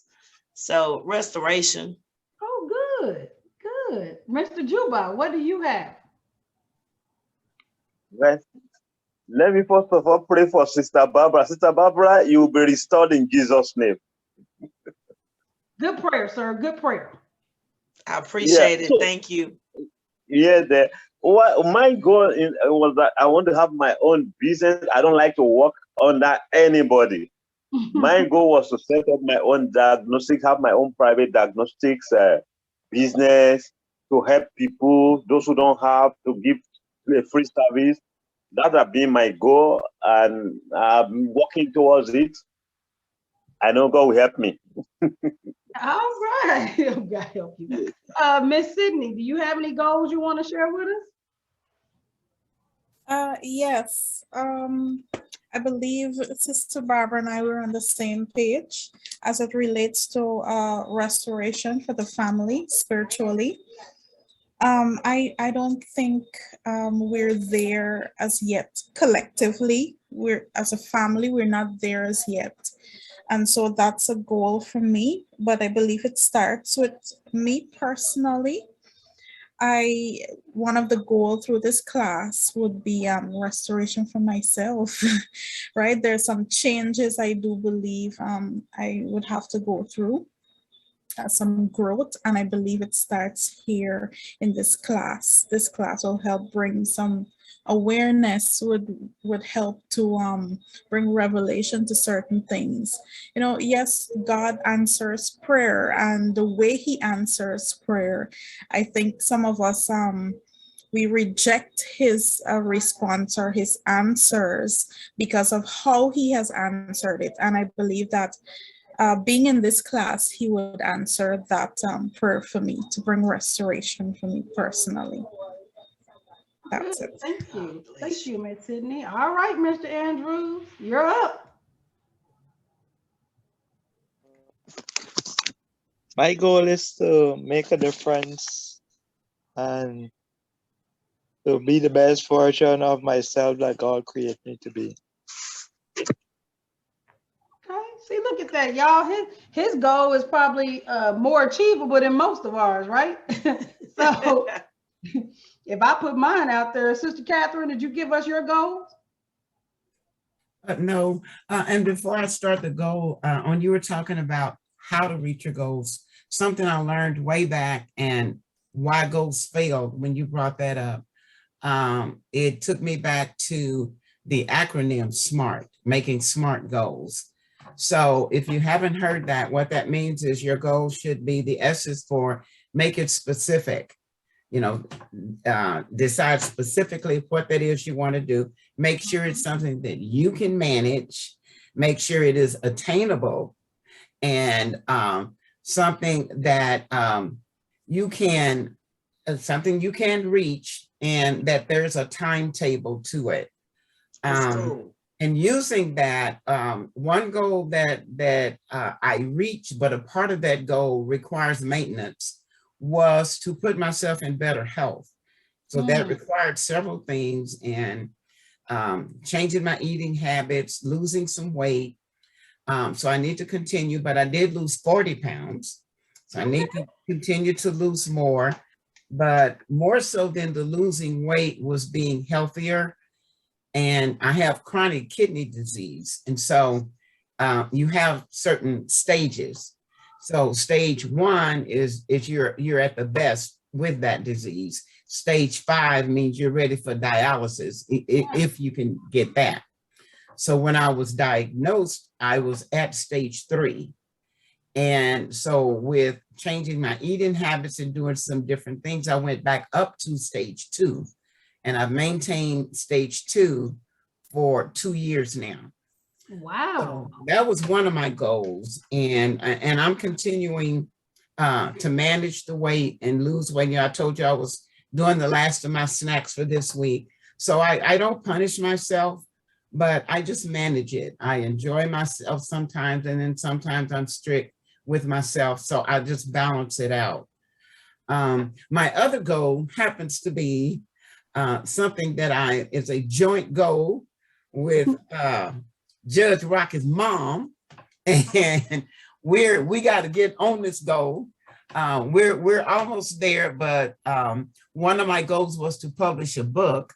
She and I are going to publish a book together because both of us write poems, and so neither of us had enough for one book. So we're going to put our poems together to make a book. So she's gonna, half of the book is gonna be her poetry, and the other half is gonna be my poetry. So we've got the poems written, but now we have to get them put in a good format to put in the book. Then we're gonna get the book edited, and then we're gonna get that published. So publishing books is my other goal. So that'll be the first one.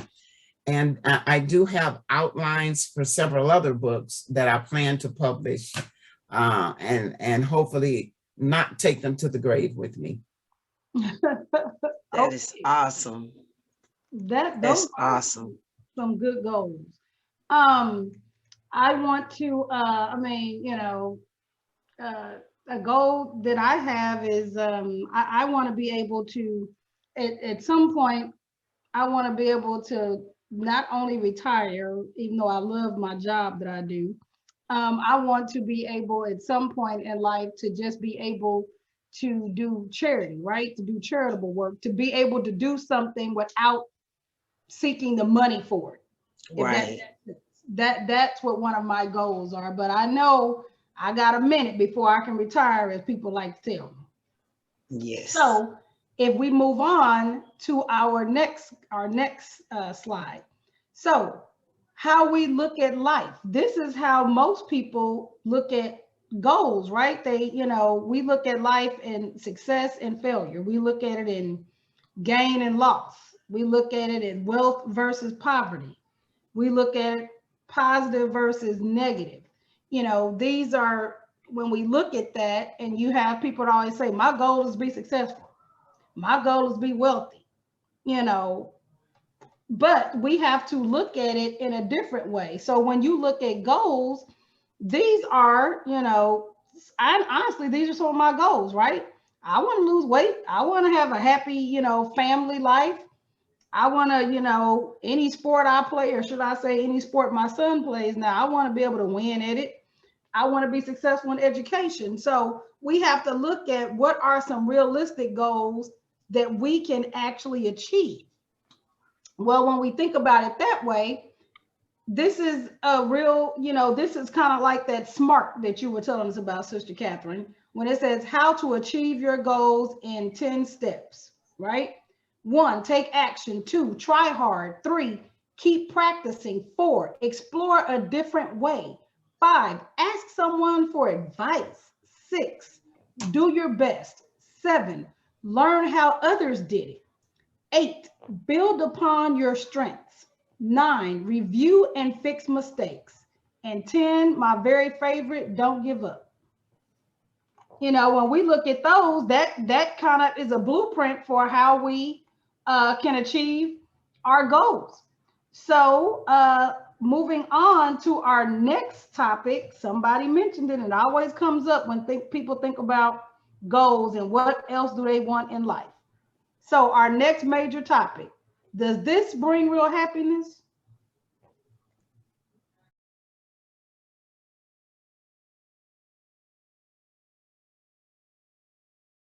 When we look at this, a while back, if we really look at the Bible, it says in there, no one can serve two masters. Either you will hate the one and love the other, or you will be devoted to the one and despise the other. You cannot serve both God and money. How many times have we said that or heard that said in whatever church we go to? Because it's almost elementary, right? So if we look at this is for you, Mr. Maturin, how you were talking about you want to be able to pay off your house and everything. They give us, 7 money management tips to improve our finances. These are things that if we just kind of did this, if we did this, not even all 7, if we can pick 3 of the 7, it would change our lives drastically. Sister Catherine, I saw you came off mute. No, I was already off mute, but yeah, I mean, the root of money, I was going to say something earlier that you have to look at money as a tool. It's a tool to use for things. And right. Look at it as a tool. I was just sharing with my grandson, and I told him, I said, it's something I never worry about, and that's money. And if you think about it, no, we can think about, oh, I got to have this, I got to have that. But if you look at your own life, you might not have had as much as you wanted, but you always had some. Yep. You really did. So I just thought, you know what? I'm just never going to worry about that, because God is going to always see to what I need. So why should I be worried about the money? Oh, that's preaching the word right there. That's preaching the word. That's for real. And so, well, then the next question is, in your own self, and only you can answer this. Are you a slave to money? And I think if we're being honest, and I just put some examples up here and you can kind of read them to yourself, that if we're being honest, I think to some extent we all are. Mr. Juba, what were you going to say? Yeah, don't say that. Money, like you have said, money is like God, and people idolize it. But we have 2 gods now, one big God, and that money is a small God. So why don't you take the big God that will control the small God? If you take God and you put God first, He will give you everything. He said, "Seek ye for the kingdom of God and His righteousness, that all of that shall be added unto you." So when we seek God first, the money is small God. He will control it, He will put it under us. But some of us, we want to idolize money first. It's like you're talking to me. Initially, why did my goal fail? My goal failed because I was pursuing money. In fact, I said, looking at what I saw in churches, I said, I don't want to go to no church again. I never knew God could arrest me to be a pastor. I said, I love, because my profession will bring money. I was focusing, I bought my machine, everything. I didn't put God first. But God arrested me. All the machine grounded. I have to come back to God. You understand? So you can't serve God and serve money. Serve God first. and you give you money. Yeah. Yeah. Yeah. Wow. All right. Boy, go ahead. Judge Jones, can I share with my family? Yeah. When I escaped my abusive husband, the first thing, of course, you need money. I'm going to be very honest. I didn't have no money. I didn't leave with my purse. I just had my cell phone and my ID. I had nothing. He overdrew our joint bank account, not knowing I had another account. I had it for my daughter, and I'm glad I had that account, because who knew about the stimulus was going to happen when the pandemic? He filed joint married taxes on me. I never got the stimulus. I never got any stimulus.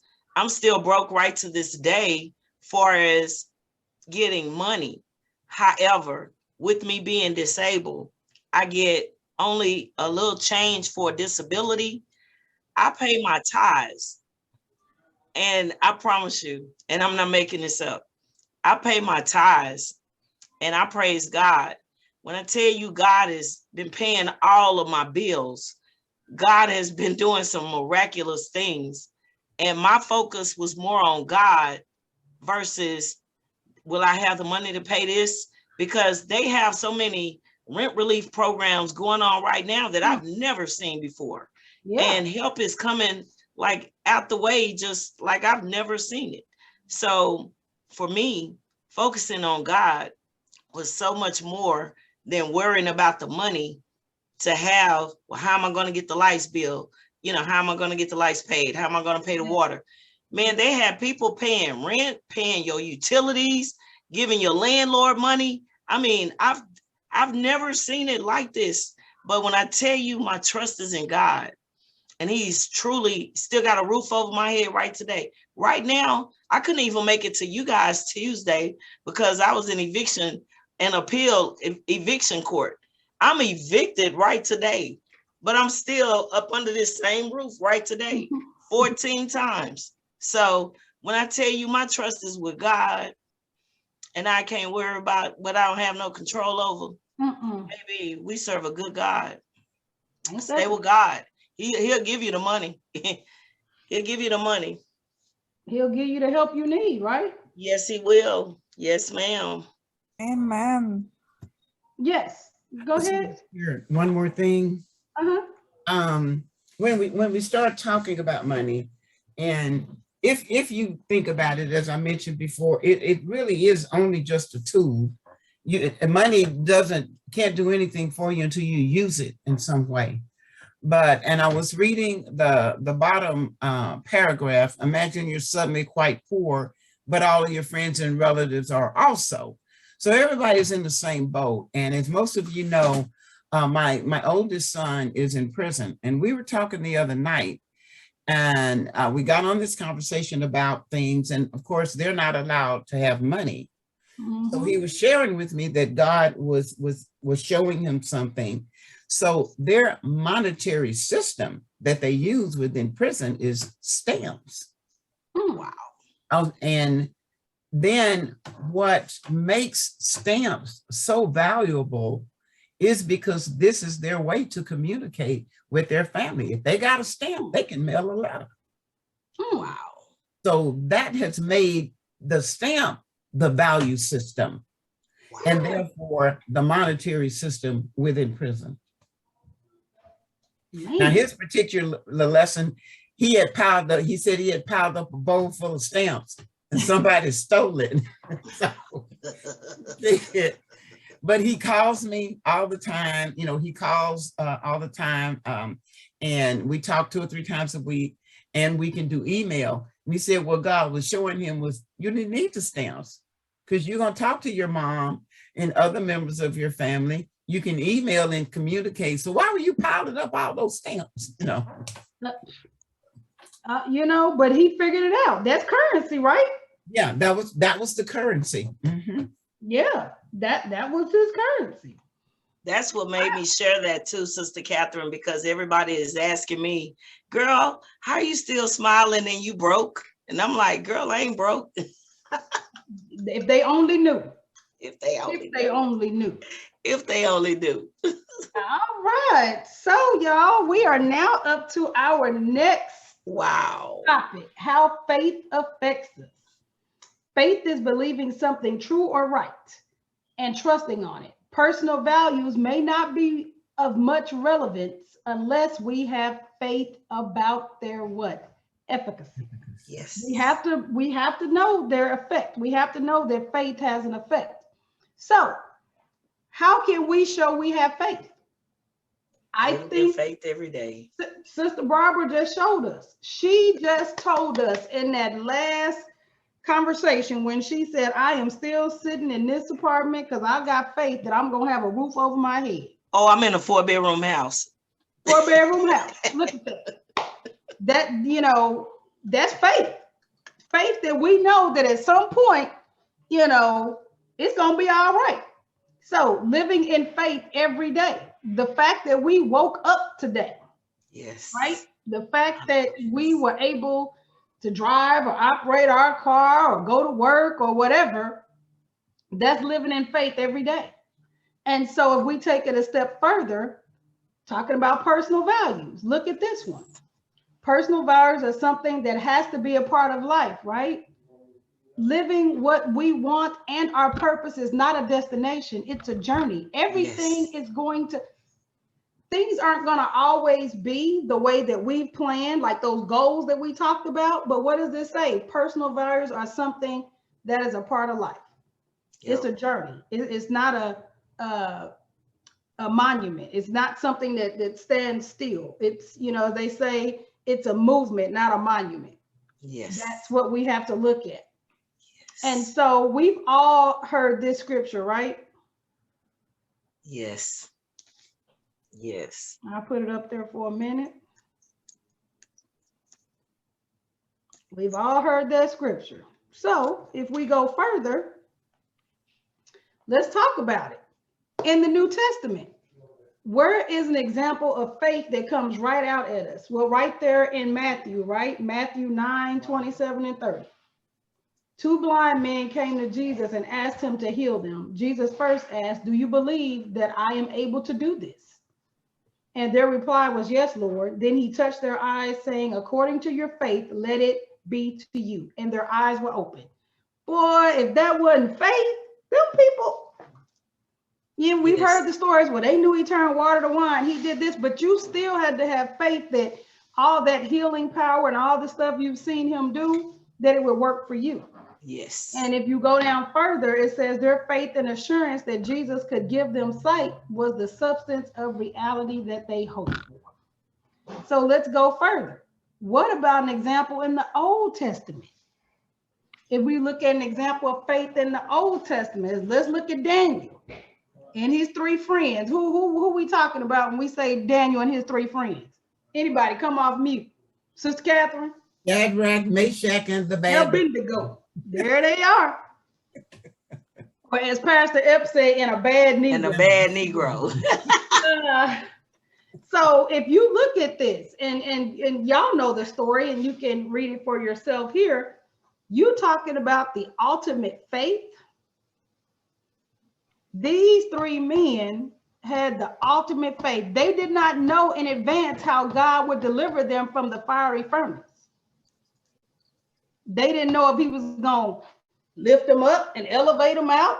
They didn't know if he was going to reach a hand in and pull them out. They didn't know, but they just knew that the Lord, their Savior, was going to take care of them and protect them.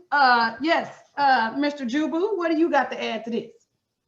I just say, I call it crazy faith. Each time I look at that Bible, I call it crazy faith. That is crazy faith. Yes. It's a crazy faith. Every time I hear this story, even as a child, I'm like, man, they could have burned up, and I just, you know, it's scary. But they have shown us there are 2 ultimate examples of faith in the Old Testament and the New Testament. And when I look at those in the context of personal values, the personal values that Daniel and his 3 homeboys had, you know, the personal values that those blind men had was faith. Their value was faith. And, you know, we can point to scripture that shows us that. So here we go. Faith versus belief. Faith. If our belief in God is demonstrated by good works, inspires us to be obedient to God and change the way we live our life, then we truly have faith. Right? Now let's go over here to belief. As Christians, we must strive for living faith, belief in God demonstrated by good works according to his laws and commands. If we simply believe in Jesus Christ, believe that God exists, and believe that he is the creator of God, we are on the same level of belief as demons. So in other words, it's one thing to say, yeah, I believe in God, but it's a whole nother to say you have faith in him. Would y'all agree with that statement? Absolutely. Yes. And I never looked at it in this context until I put it on this comparison chart. And I'm like, you know what? Absolutely. Even atheists believe that there's a God, but they don't have faith in him. Right. Preach, Rocky. I'm doing the best I can. Who I sound like what I said there? Who I sound like? Mm-hmm. And so here it is. To summarize, faith is trust. It's assurance and confidence in God and Jesus Christ. I mean, if we really look at it, this is what we hope that faith does for the believer, for the faithful, for those who have faith as one of their personal values. This is what we would hope. God will increase our faith if we fervently ask him for it and seek to draw closer to him. Sister Catherine, you off mute. Was that from before or something else you want to put on there? I was going to say, when we were talking about the three boys, the key for me always in that story is that their faith said, even if he doesn't. Right. And that's what I love about their faith. Their faith was, he don't even have to do it. If he doesn't do that's it, strong. That's strong. He is still I still have faith in him. It's his choice whether he wants to deliver me from this furnace or not. But my love for him as God is not contingent upon whether or not he does it. Yeah. Mr. Juba, what were you going to say? Yeah, you know, as believers, we've been told that without faith, we can't please God, that we must going to have faith in God. I remember my practical example when I came to Church of Nazarene Fontenoy here. It was old bench, and the people who were occupying the church, they took the chairs, everything away, everything. I remember DS was there, and I told DS said he wanted to go and collect it and arrest them with police. I said, DS, no worry, no worry. I said, God is going to restore this thing. We're talking about restoration. I know when you have faith in God, he will restore everything. And you know, when we rented the chair. When we go to the man who rented the chair, I said, I just believe, I said, I want to buy. I said, God, this chair fits your church. Can't we buy this chair? You know, the person who rented the chair for us just told us, I just told him, I said, we want to buy this chair. He said, yeah, you can have it. And the man gave us 30 chairs and another 20. He asked us to pay for the 30 and we never pay for the 20. You see how, and the church became so beautiful now. With faith, all things are possible. Yep. See? And y'all, once again, Mr. Juba been looking in my PowerPoint. Because what does the slide up here say? And without faith, it is impossible to please God. That was the first sentence that he said. Yes. I know he saw my little slide up there. That's all right, Mr. Juba. That's all right. You cheating. You jumping ahead. But as you see, you know, in Hebrews, the things that I hope that we get from this course is that everything that we want to relate in our personal values and in our personal life, it can come full circle to what our spiritual beliefs are, what our religious beliefs, as Mr. Maturin said, it can come full circle. So if we go on further and we look, would you agree with this statement? Faith is the strongest belief that does not rest on logic, but mainly depends on intuition and gut feelings. Yes? I'm seeing some head nods. Yes. All right. Yeah, I see Mr. Maturin nodding his head. And that's what it is. The foundation of faith is on intuition. You know that gut feeling. You know, you Exactly. don't know if it's going to work out, but something, I mean, you don't logically know that it's going to work, but you just got a feeling that it's going to be okay. I agree. Feeling everything going to be all right. That if a bush catches on fire, it's going to burn up. That's what logic tells you. Yep, that's what it tells you. But we know that bush didn't burn up. All right, you better preach. All right. And so to close out our topic on faith, look at this. A good individual is a person of faith.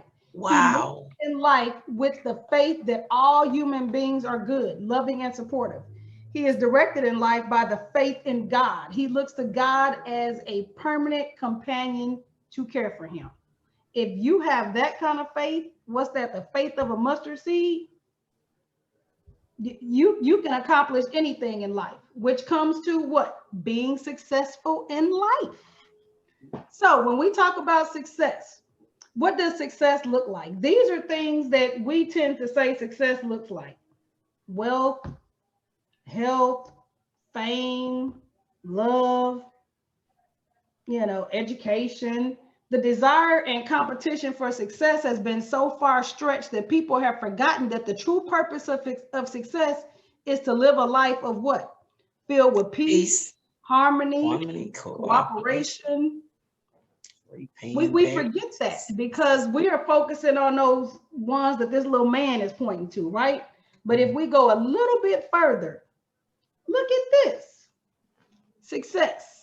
All right, let's see. Mr. Maturin, I ain't heard your voice in a while. Read the first 3 for us. Is success, see your goal, understand the obstacles, create a positive mental picture. Okay, Bianca, you got those next 2 for us?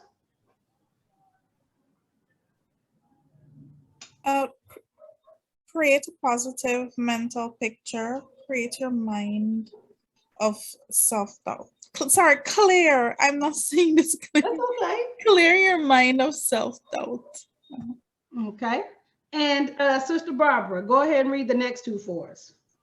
Embrace the challenge. Stay on track. And show the world you can do it. There it is. That last S. Show the world you can do it. And Judge Jones, can I share real quick on that last one? I see a lot of people are watching me and I didn't notice. And they are asking me, girl, what God are you serving? I mean, you are still pushing, you smiling, you moving. You ain't lost your mind. Being in school of ministry has really helped me stay focused. So I just wanted to just share that real quick. And you know what? That's a perfect segue because look at this. Look at the screen, y'all. When you say other people are looking at you, they see the left side. They see that straight arrow, right? They see that success. But we really know success is that squiggly line. They don't know what all we had to go through, right? Exactly. They do not know that our success is this squiggly line over here. We get here, but it wasn't a straight shot for us. We had to go through some curves. We had to go through some twists. And when I saw that, I was like, oh, that sums it up. And as you see with the slide above, the statement above you, it says people have to realize this potential if they understand its capabilities. People believe that they can do something without being fully aware about it. They see you do it, so that means they can. They don't know that you had to go through all you had to with these squiggly lines. They only see the straight arrow. The craze for success comes often without fully understanding the nuances of getting to that success, which leads to how do we overcome failures? That's our next topic. How do we overcome failures? These prayer. Are the 5 that I came up with, but you notice I put prayer at the very top. And this is how I literally overcame my failures. Prayer, faith, resilience, perseverance, stick-to-itness. I literally prayed and praised my way out of my situation. And I don't know what I look like in the sanctuary on Sundays, but I promise it's something about being in the sanctuary on Sunday and getting filled up with that super gas. I get that 93, you know, and man, it's like, I mean, God is so good. I go to both services. So for me, with me also being a part of 3 different domestic violence shelters, we're in group, and in our group sessions, they're asking me, how are you doing it? And I'm like, I pray, you know, and they're like, what church do you go to? You know, what God are you serving? So I'm even inviting them to my church, you know, like, or check them out online, you know. I don't know what to tell you, but God is good. Ain't that the truth? Sister Catherine, I see you put your hand up. I'm not sure if you've ever heard, and this is something that I truly believe, you were talking about overcoming. That's the only thing you need to do. People need to stop thinking of failure as such a bad thing. Yes. But there's a saying, failure is your best teacher. Thank you. When I used to work at this company, and I was the network administrator, and I would be going along just fine. And I had one of my coworkers that said, when this system goes down, you get happy. And I'm like, yep, because when it breaks and then I figure out how to fix it, then that's when I've achieved something. If everything is going fine, you don't learn a thing. So when you fail at something, and you know, to me, how do you overcome it? You go back and figure out what you did wrong and then correct it. And you learn from it. And then you learn from it. And I'm back to my other philosophy. Then it becomes an experience. Yeah, that's what you told us the other day. That's an experience. And you can only learn through your experiences. So we need to stop putting all these negative connotations on words, you know. Right. And being in technology, some people's job are making things fail. Yep. That's what they have to, they got to make it fail. And that's how they test things. You got to make it fail. And you have a failure ratio with something, because that's how you improve that product, is you see how you make it fail. Then you take whatever that was out so that it doesn't, you know, do that. And they call them failure tests. So you have to pass all the failure tests. Once you pass all the failure tests, then you can put this product out. Yep. Wow. Yes, so, ma'am. On the screen is another example of the straight versus the squiggly. If you use the iceberg example, people only see that top, right? But they don't know what's on the bottom. They don't know what's underneath. They don't know what persistence and like we said, the failures you had to go through to get to that upper surface. And so when I saw this, I was like, this is awesome. What people don't see is that dedication, that discipline. Yes. All they see is that iceberg, what's on top. They don't see what's on the bottom. And so if we take this a step further, we go into bringing tolerance. This is one of the last things that we're going to talk about today, tolerance. So if we look at the definition of tolerance, I just put this up here. We all know what tolerance means. You know, whatever definition in your mind of what tolerance means, that's what we can use for our next couple of slides. We'll use whatever you believe the definition of tolerance to be. So, what are some other words for tolerance that we've heard throughout the years? Patience, guts, you know, resilience, strength, staying power. I mean, at some point in life, we probably heard one or two of these words, right? Tolerance, toughness. You know, you can tolerate anything, you know, we've heard that. But, you know, like I said, whatever definition you think of tolerance to be, what does this picture say about tolerance? When you see this picture, what does it say about tolerance?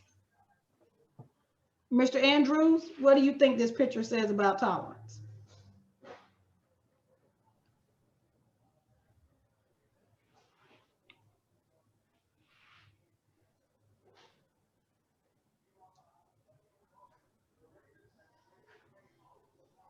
We can't hear you. There you go. Yeah, sometimes we have to tolerate people, although they might be different or different circumstance. Okay, good, good. Mr. Hankey, what does this picture say about tolerance to you?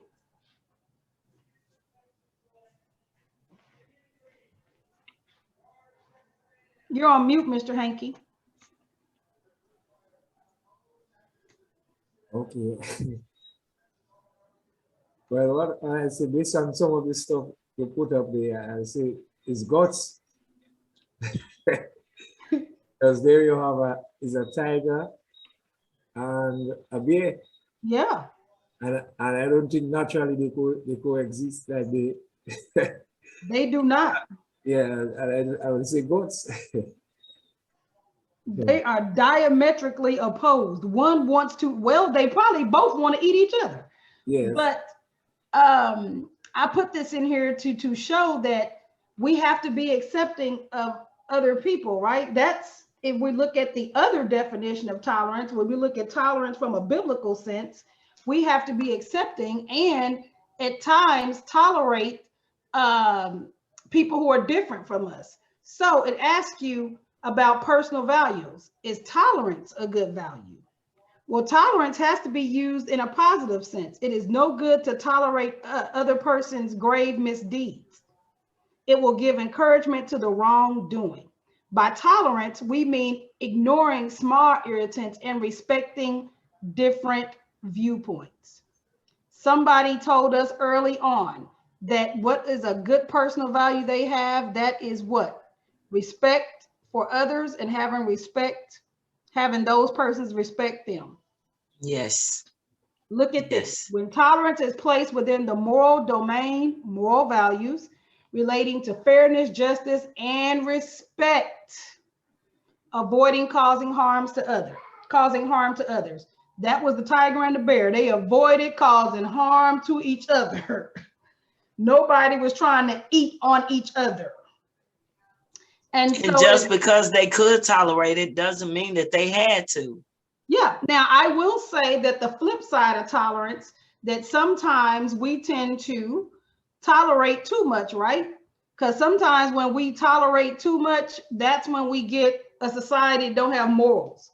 That's when we get a society that, you know, does not have the beliefs or the faith that we would hope to have in our society. Sometimes when we tolerate too much, it leads to chaos. Sister Catherine, and they cross boundaries. Yes. Sister Catherine, what were you going to say? I was going to say, like I tell my grandson, you can do anything you want to, but not in my house. Good point. Good point. So if you look at this, we have to look at tolerance in two perspectives. One, at a personal level, we need to master the art of anger management by looking to the divine justice, which expects us to love, forgive, and feel compassion. Yes. That's tolerance. Number one is tolerance. Number two, at the collective level as a nation and a society, by focusing on ourselves as an individual and leave aside all political and religious differences. That's the second way of tolerance. Everybody's not going to have the same religion. Everybody's not going to be of the same political beliefs. But these two things, if we have tolerance on a personal level and tolerance on a collective level, then we're doing God's work. You know, we're being accepting of others, but we all agree that you can't accept everything. Sometimes you got to call folks to the carpet. Yes. Some stuff you have to be like, no, I'm not going. You know how people just say, oh, they not mean, or they not being. That's just them. That's just how they are, and they let people make it. No, sometimes you can't let people make it. You have to be able to say, no, I'm not tolerating that. Boundaries are so important. They are. Yep. So let's see. Who have we not heard from? Bianca, I haven't heard your voice in a while. Can you read this slide for us? Sure. A person who loses tolerance fails to accomplish difficult tasks easily. His or her mind remains stressed out with inconveniences and difficulties. The biggest problem with a person who loses tolerance is to miss the bigger purpose in life, to feel the essence of divine, and to acquire peace and calmness in life. Thank you. So once again, You're we welcome. have to have that tolerance. We have to, as we see here, tolerance, accepting others as they are, accepting yourself for who you are, accepting of differing views of other people, fairness toward the people who hold different views.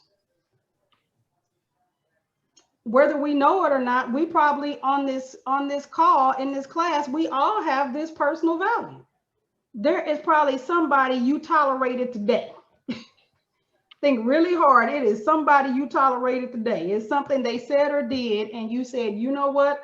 I'm going to respect their view and respect their opinion, and I'm going to keep it moving. You didn't stand there and stress out about it. You didn't stand there and be mad about it. The children. Thank you, Bianca. Thank you. All of us on here have had that kid, whether your kid is 19 or 29, Sister Barbara, we show tolerance for them. That 7-year-old had a birthday yesterday. I had to show tolerance on his birthday. All right, so we have come to the end of our class for today. This is our assignment for next week. Remember, we talked about, what does success look like?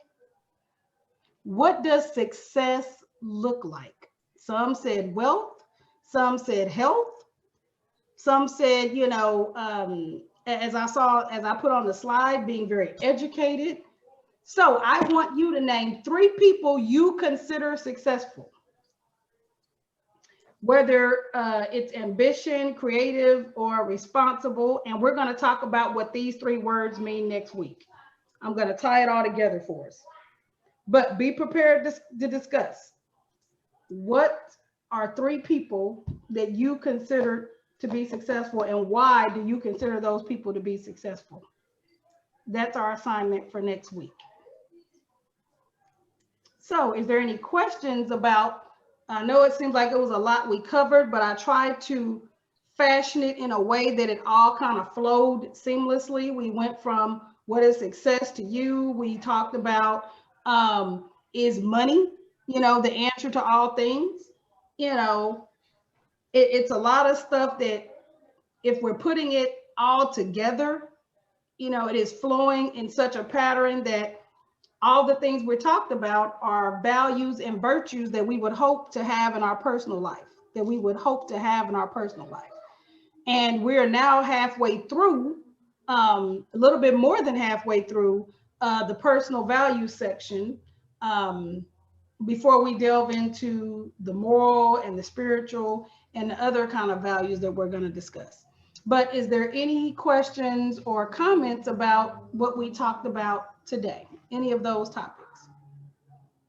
I personally thank you for this class. Like I say, being a part of the shelters don't have the holistic side.